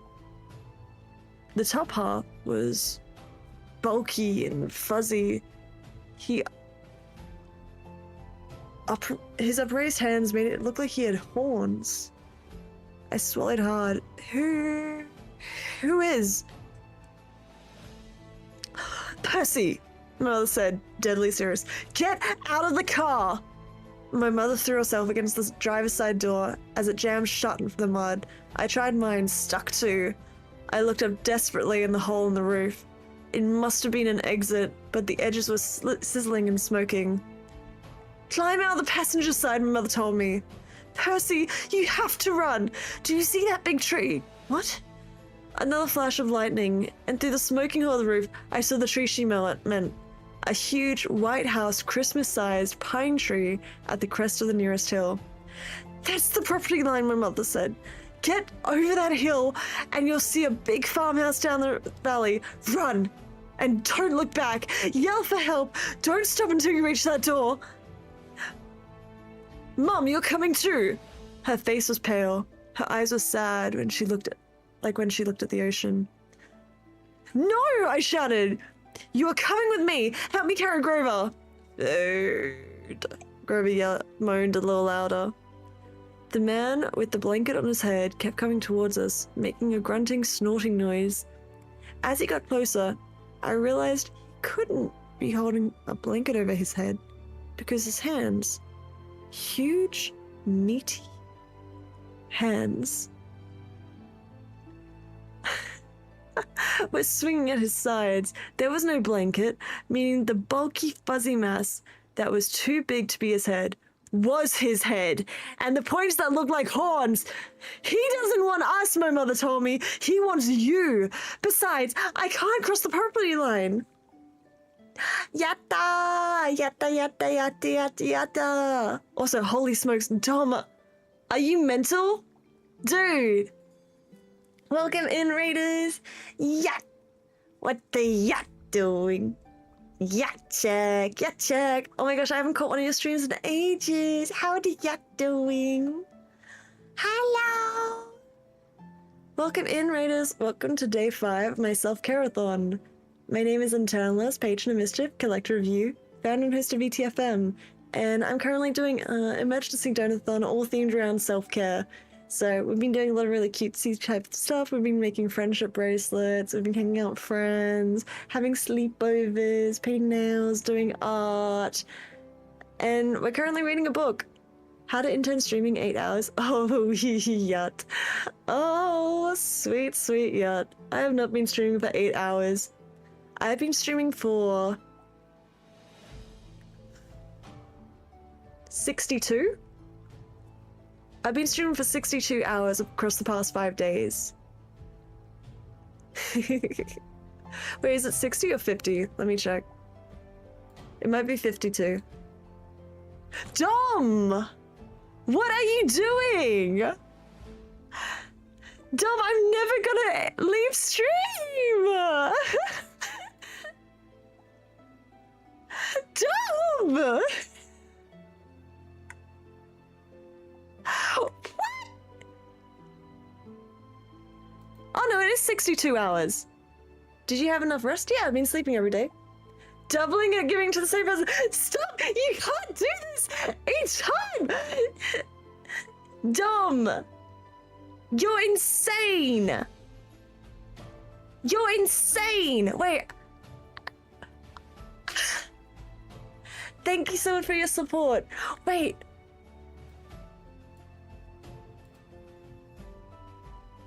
Wait, it's not adding up. Wait. My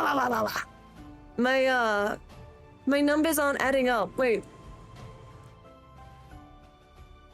It's a domathon now. Wait, Dom. Have a look at my background. See if you recognize any familiar faces. But yeah, what were you doing?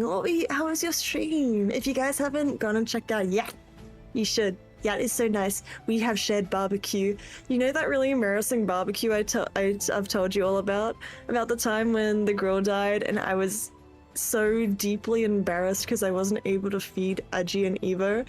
Yacht was also there. I also wasn't able to feed Yacht, and I had a beautiful Yacht sitting across from me on the table with the saddest eyes and a really hungry tummy, looking at me like, Intern.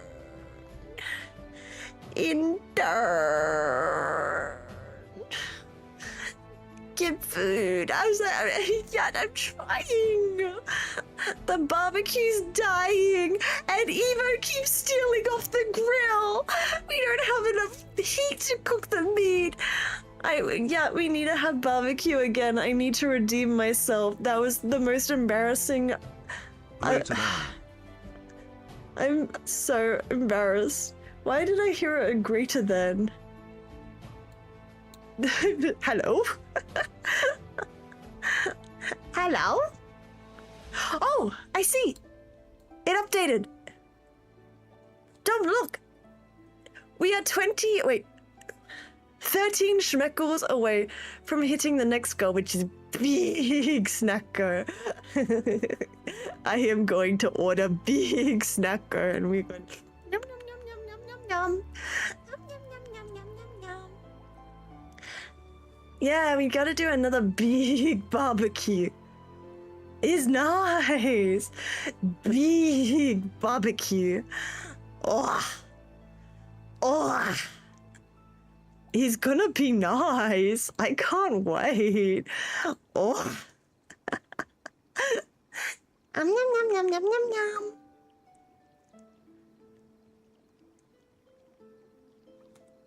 Oh man, thinking barbecue got me dying. You be able to reach that goal tomorrow? I reckon we will be. We have quite a few more days of streaming. Are we back to 24 hours? Am I in 24-hour purgatory? At least we left the 40-hour point. That was pretty bad. Yeah, are you excited for Evo's debut? / birthday? Is tomorrow. In 1 day. Kind of 2 days. I'm really excited. Huh. Oh, thank you, Ayame. Ayame on the shout out. Thank you, best mod. Ayame. Did we hit it? Did we get to have big snack? Ole mole, ole mole, ole mole, ole mole, ole mole. Back over. Wait, why does it say 27 now? Wait a minute. Wait a minute. I'm gonna check that. I feel like that is Frodo cake time. Is Evo here? If Evo's here, can you ban him? Wait, Evo's not here, is he? I don't think so. Okay, Evo's not here. Good, good, good. Okay, I'm gonna get Evo a Frodo frog cake. Yeah, have you had a Frodo frog cake yet? You're now Australian, so you gotta have the Frodo frog cake. It's nice. It's really nice.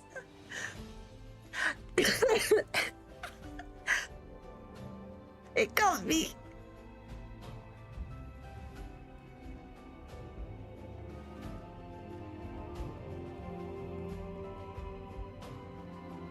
Ole mole. Thank you. Cheers, Ame.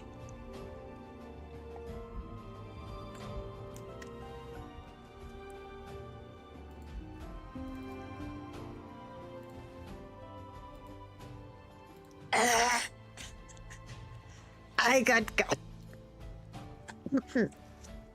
Okay, go back to socializing. But before you do that, guys, big snack. What should we get? What should we get? What big snack? I have a dilemma. It is midnight. I don't know what big snacks we have. What big snacks will be open? I don't think any of them will be open.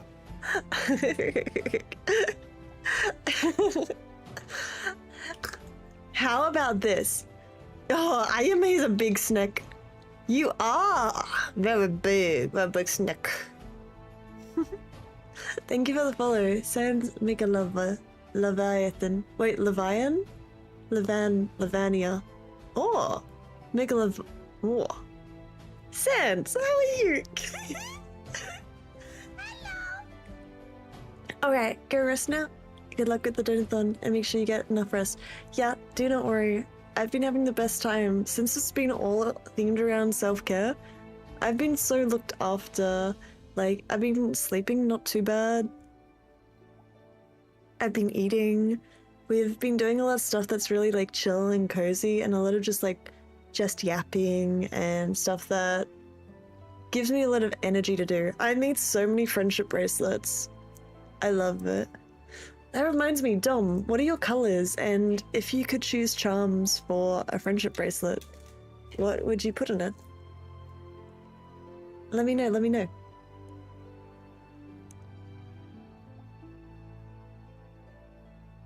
Blueberry and cheese strudel from Aldi? Oh my gosh, Moddy, that is some fancy business. Ugh. Oh. Here's what I think we'll do for big snack. Since it's midnight now, I'm not able to get big snack because everything is closed. So tomorrow when we start up again, we'll be starting at past midnight UTC, so 00:30, or if you're Australian, that's about 10:30 a.m.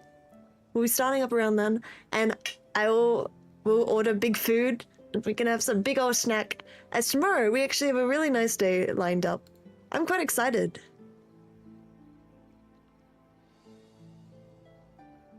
Let's have a look. Tomorrow, we are going to be doing VR chat yoga. I have arranged with quite a few of my friends that we're going to go into VR chat and do some yoga together. I think it will be fun. I haven't ever done VR chat like that before, and it's the first time I'm ever going in there with VR headset because I'm borrowing it from my friends, and I think it's going to be really cool. I'm really excited. Crusade's going to lead us in this big stretch, and then after, or later, I'm going to be having a sleepover with Discount Deputy Emmy. And then after that, we're going to be having another movie night. We're going to watch How to Train Your Dragon 3. And maybe after that, we'll keep on reading. We'll continue the story. As right now, we are reading Percy Jackson and the Lightning Thief. And we are just into chapter 3. Or 4. I think we're up to 4. How to Train Your Dragon? Yeah, yatta! Today we watched How to Train Your Dragon 2, and yesterday we watched How to Train Your Dragon 1. We have been getting around it. We also watched a little bit of Lord of the Rings. We have watched... Oh my goodness, we watched Over the Hedge. We have watched... Oh, guys, what are the ones we've watched? We've watched so many. We love doing... I love doing movie nights. They're so nice. It's just so... such a great excuse to watch a movie. Can you tell too? I'm quite a big fan of the animated movies. I love them.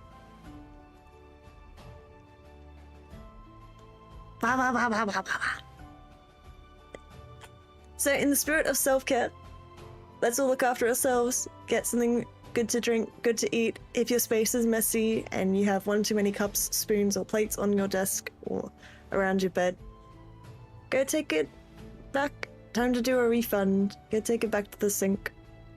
I won't be going anywhere, so you got plenty of time to do so, no stress. We're gonna get back into reading. I'm gonna blow my schnoz and have a bit of a drink before we do that. But I'm gonna mute up for that so you don't hear me blowing my schnoz and not Moddy.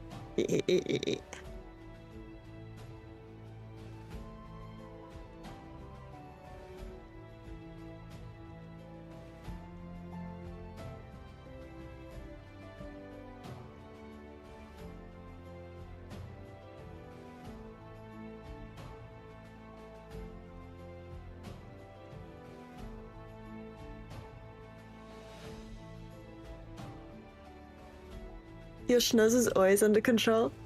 Good, as it should be. Schnoz check, schnoz check.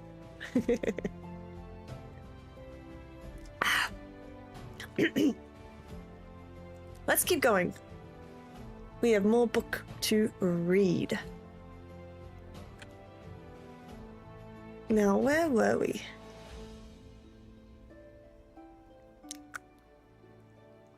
We are currently being attacked by a Minotaur. Minotaur? Yeah. Okay.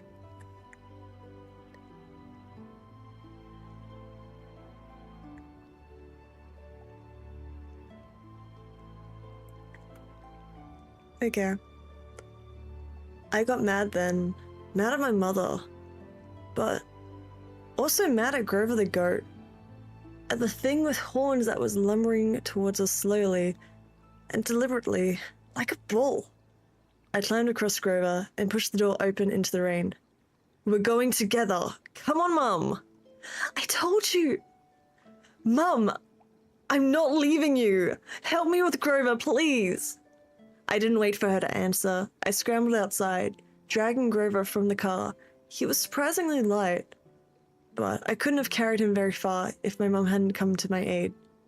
Together, we draped Grover's arms over our shoulders and stumbled uphill through the wet, high-waisted grass. Glancing back, I got my first clear look at the monster. He was 7 foot tall, rats along his back. 7 foot tall, easy. His arms and legs were like something out the cover of Muscle Mag magazine. Bulging biceps and triceps, and a bunch of other seps. All stuffed like baseballs under veiny web skin. He wore no clothes except underwear. I mean, like, bright white Fruit of the Looms, which honestly would have been funny, except that if the top half of the body wasn't insanely terrifying.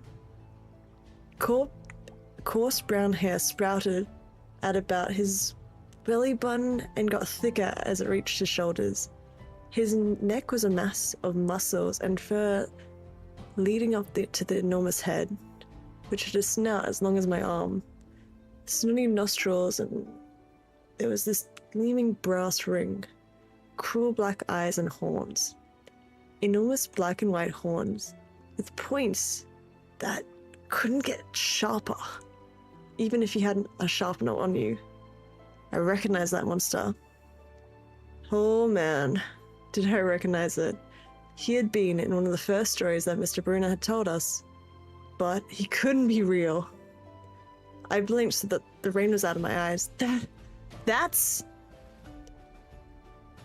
Persephine's son, my mother said. I wish I'd known how badly they want to kill you. But he's a Min! Don't say his name, she warned. Names have power.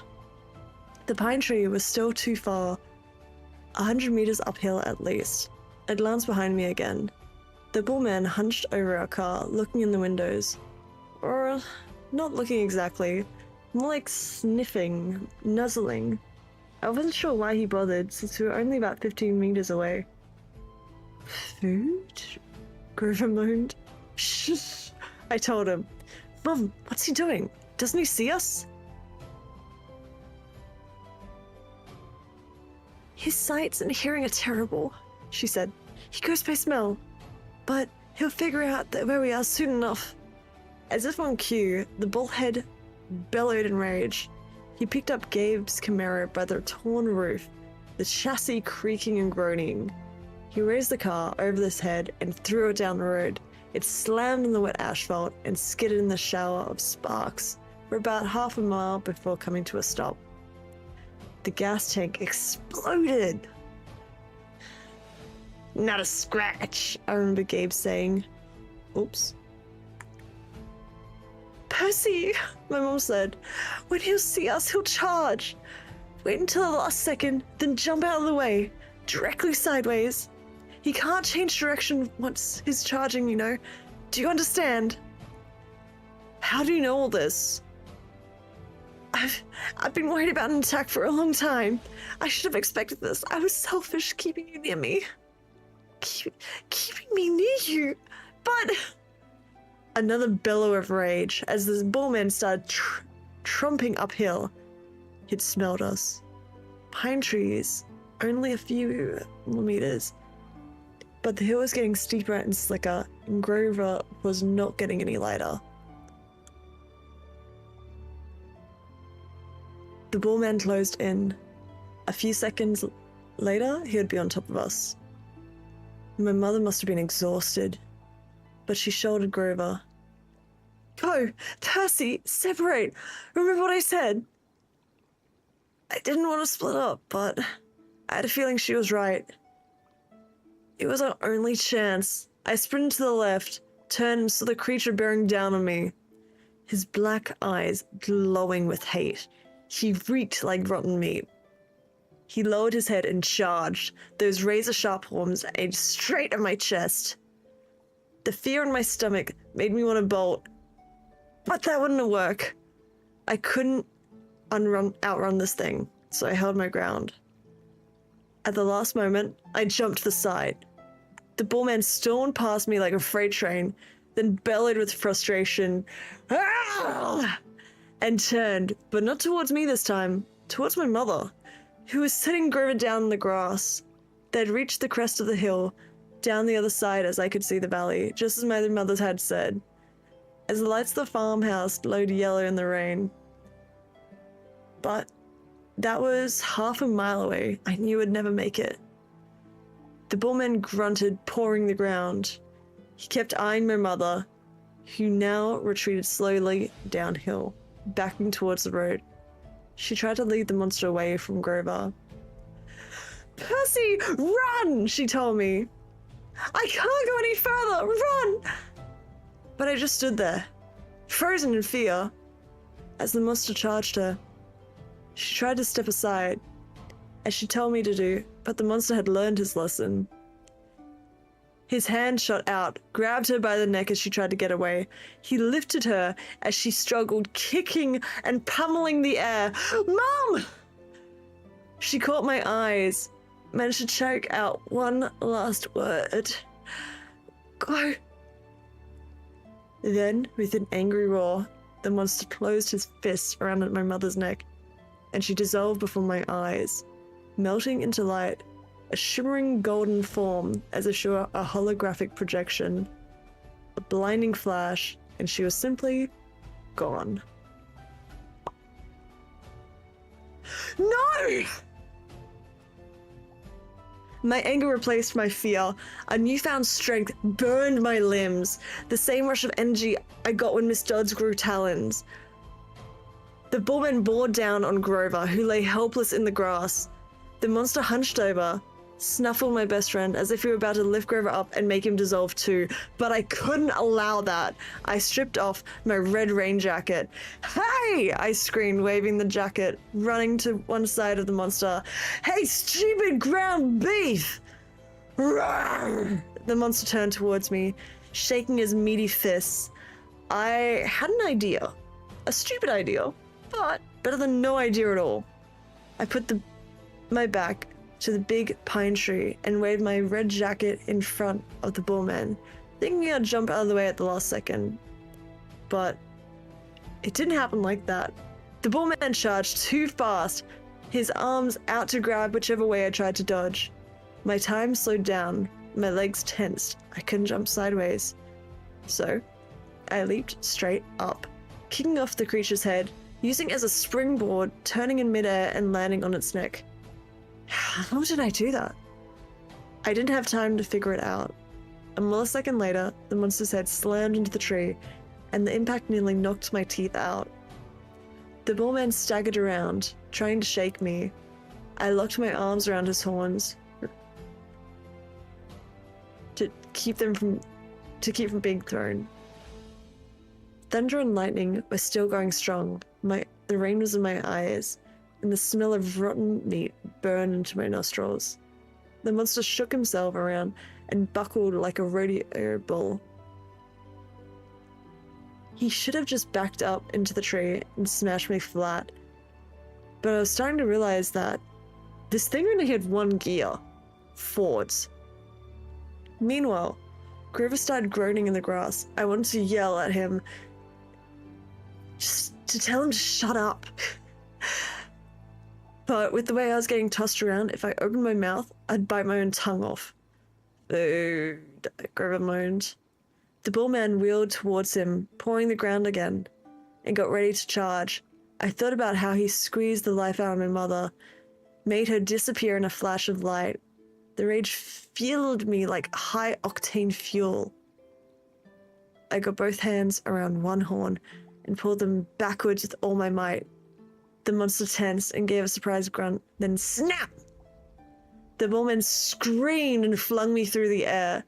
I landed flat on my back in the grass. My head smacked against a rock. When I sat up, my vision was blurry, but I had a horn in my hands, a ragged bone weapon the size of a knife.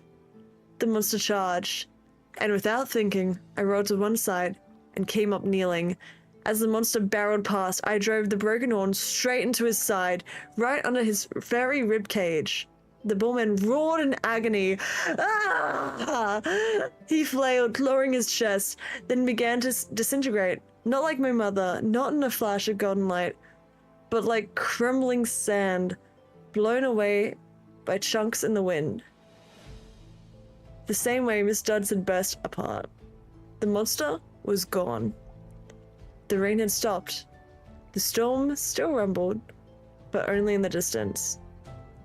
I smelled like livestock and my knees were shaking. My head felt like it was splitting open. I was weak and scared and trembling with grief. I'd just seen my mother vanish and I wanted to lie down and cry. But there was Grover. And he needed my help. So I managed to haul him up and stagger down the valley towards the lights of the farmhouse. I was crying, calling out for my mother, but I held on to Grover. I wasn't going to let him go too. The last thing I remember is collapsing on the wooden porch, looking up at the ceiling fan circling above me, moths flying around the pretty yellow light, and the stern faces as a familiar-looking bearded man and a pretty girl, her blonde hair curled like Cinderella's. They both looked down at me, and the girl said, let's choose a voice here. He's the one. He must be. Silence, Annabeth, the man said. He's still conscious. Bring him inside.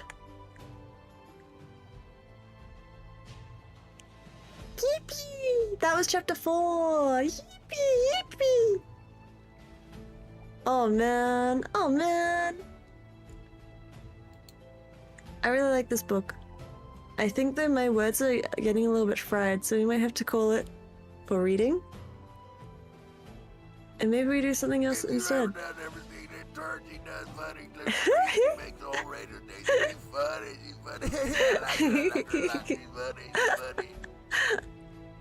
Thank you for the follow. Question, how do I say your name? Alia? Alia? Yeah, we love Berg Johnson. So my follow sounds are, I got sounds from all my friends of them doing greetings. And it's really, really cute. So anytime someone follows, I get to hear one of my friends talk, and I love it. Ooh, thank you for the big stretch. I hope you guys are liking the book. I quite like it. It's fun trying to anticipate the energy of what's coming next. I like it a lot. It's nice, it's nice. Oh man, that's a big stretch. Arrgh. You've been singing for who knows how long. What do you mean? It's only been 8.5 hours today. You know what's crazy, Drax? Is that's normally the halfway point for my streams for over the past few days. Definitely a fun book. I can smell the enjoyment in the upcoming pages. That's true, because technically this is the slow part. This is the slow part we've been reading. Not too bad for a slow part, if you ask me. Now, tomorrow we have a big day ahead of us, as we're going to be starting off with an open mic karaoke. And I kind of want to prepare for that. I want to make sure that is going to be nice, we can have lots of friends.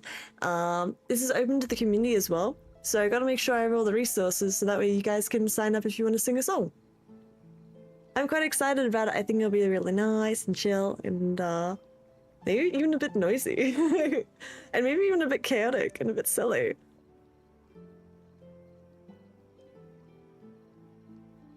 Intern audiobooks are crazy good. How did I not hear of them before? Ah, of course. Thank you. These types of books, like Percy and Potter, have never been for me, but it's enjoyable to listen to you. Oh, Drax, that means so much. Thank you. I will do my best to keep you entertained. Wow, wow, wow, wow, wow. Wee, wee, wee. Wee, wee, wee.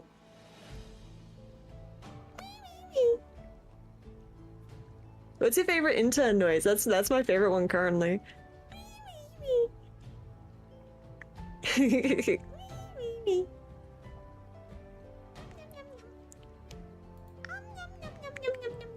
That's gonna be me tomorrow. I'm gonna have good snacks for karaoke! Oh, that's great news! Oh, I love that idea. Oh, we're gonna have Big snacks. Big snacks. Snackaroki? I don't think that will catch on, Molly. We might need to workshop that a little bit. The question is as well, do we do karaoke in VR chat, like in a world there? Or do we do karaoke in like a Discord type setting? Because I don't know which would be better. VR chat is pretty cool. Maybe go look at some VR chat worlds. VR chat karaoke worlds. VR chat, but not everyone has that. You don't have to have a VR headset for VR chat. All you need is a PC, a little computer. Little pewter. We could have a little... Do you guys want to go have a look at some VR chat worlds?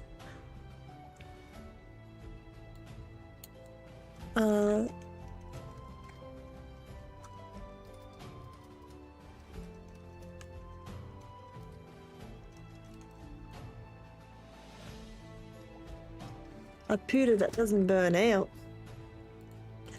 Drax.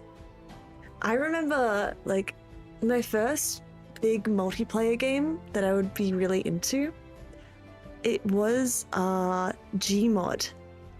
And I remember playing that on my crusty old school computer. And it would die. It would completely die, but it didn't matter because I was still able to play games and it was so much fun. Because it doesn't really matter if you have a really high-end computer or not, as long as you're able to have some fun and you get the core mechanics. And yeah, all of the worlds that I play in, I couldn't see any of the texture packs. Like, yeah, having a good computer definitely makes it a lot easier, but it's not everything. Sometimes it's okay for it to be a little bit dodgy.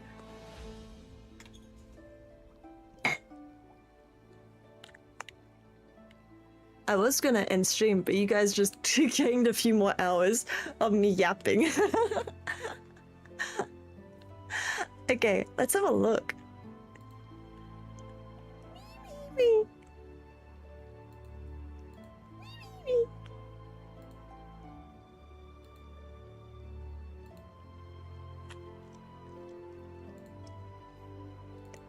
I'm also gonna Google best worlds. Best VR chat worlds for karaoke.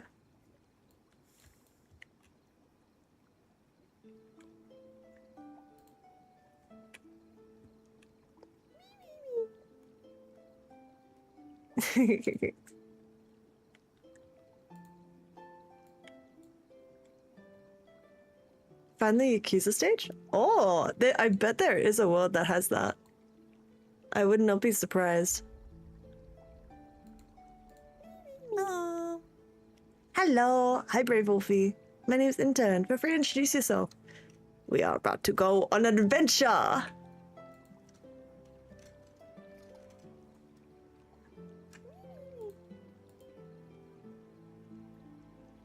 Does anyone know any good worlds in VR chat for karaoke? Faye showed me one the other day.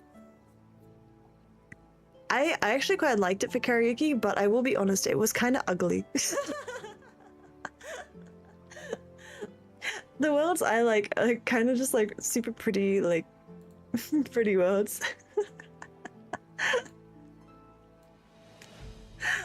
Oh, we'll have to go have a look.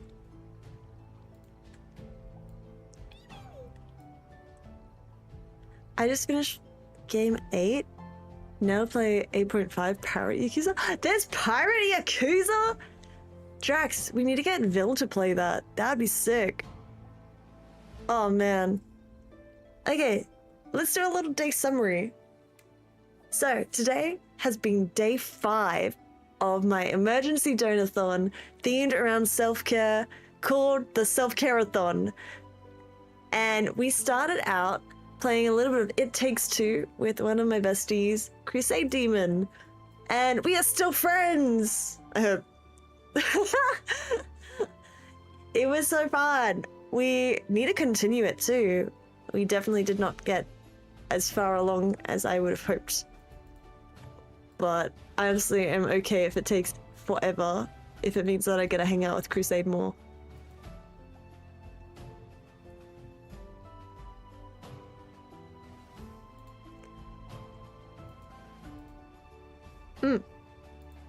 Then after that, we watched How to Train Your Dragon 2, How to Train Your Dragon 2, and then after that, we read a bit of what did we read?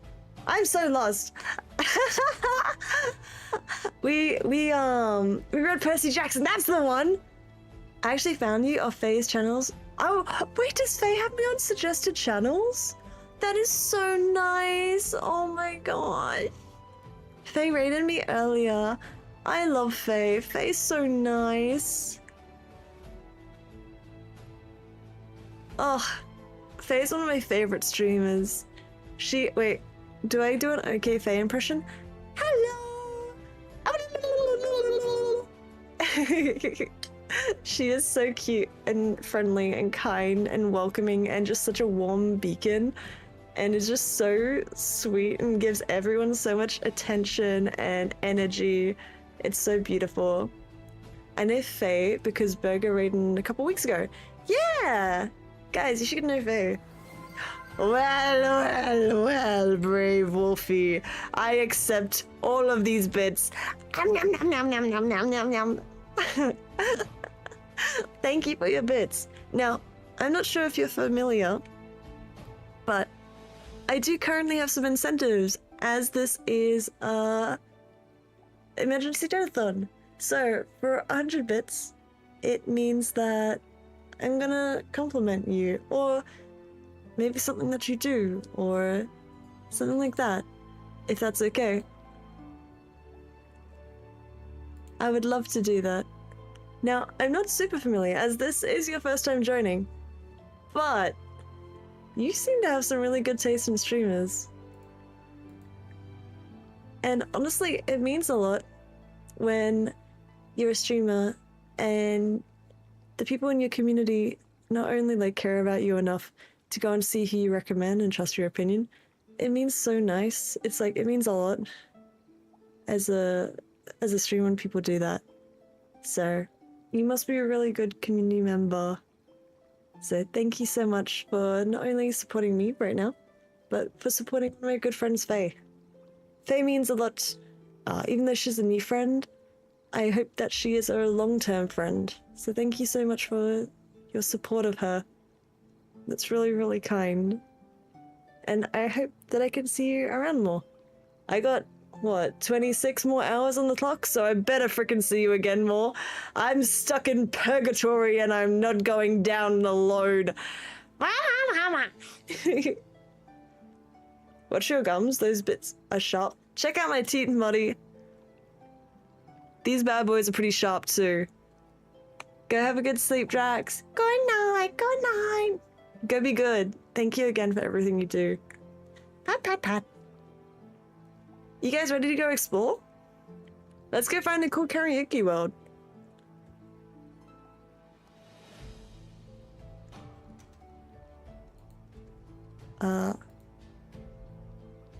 Also, we're gonna say goodbye to YouTube. Bye-bye, YouTube!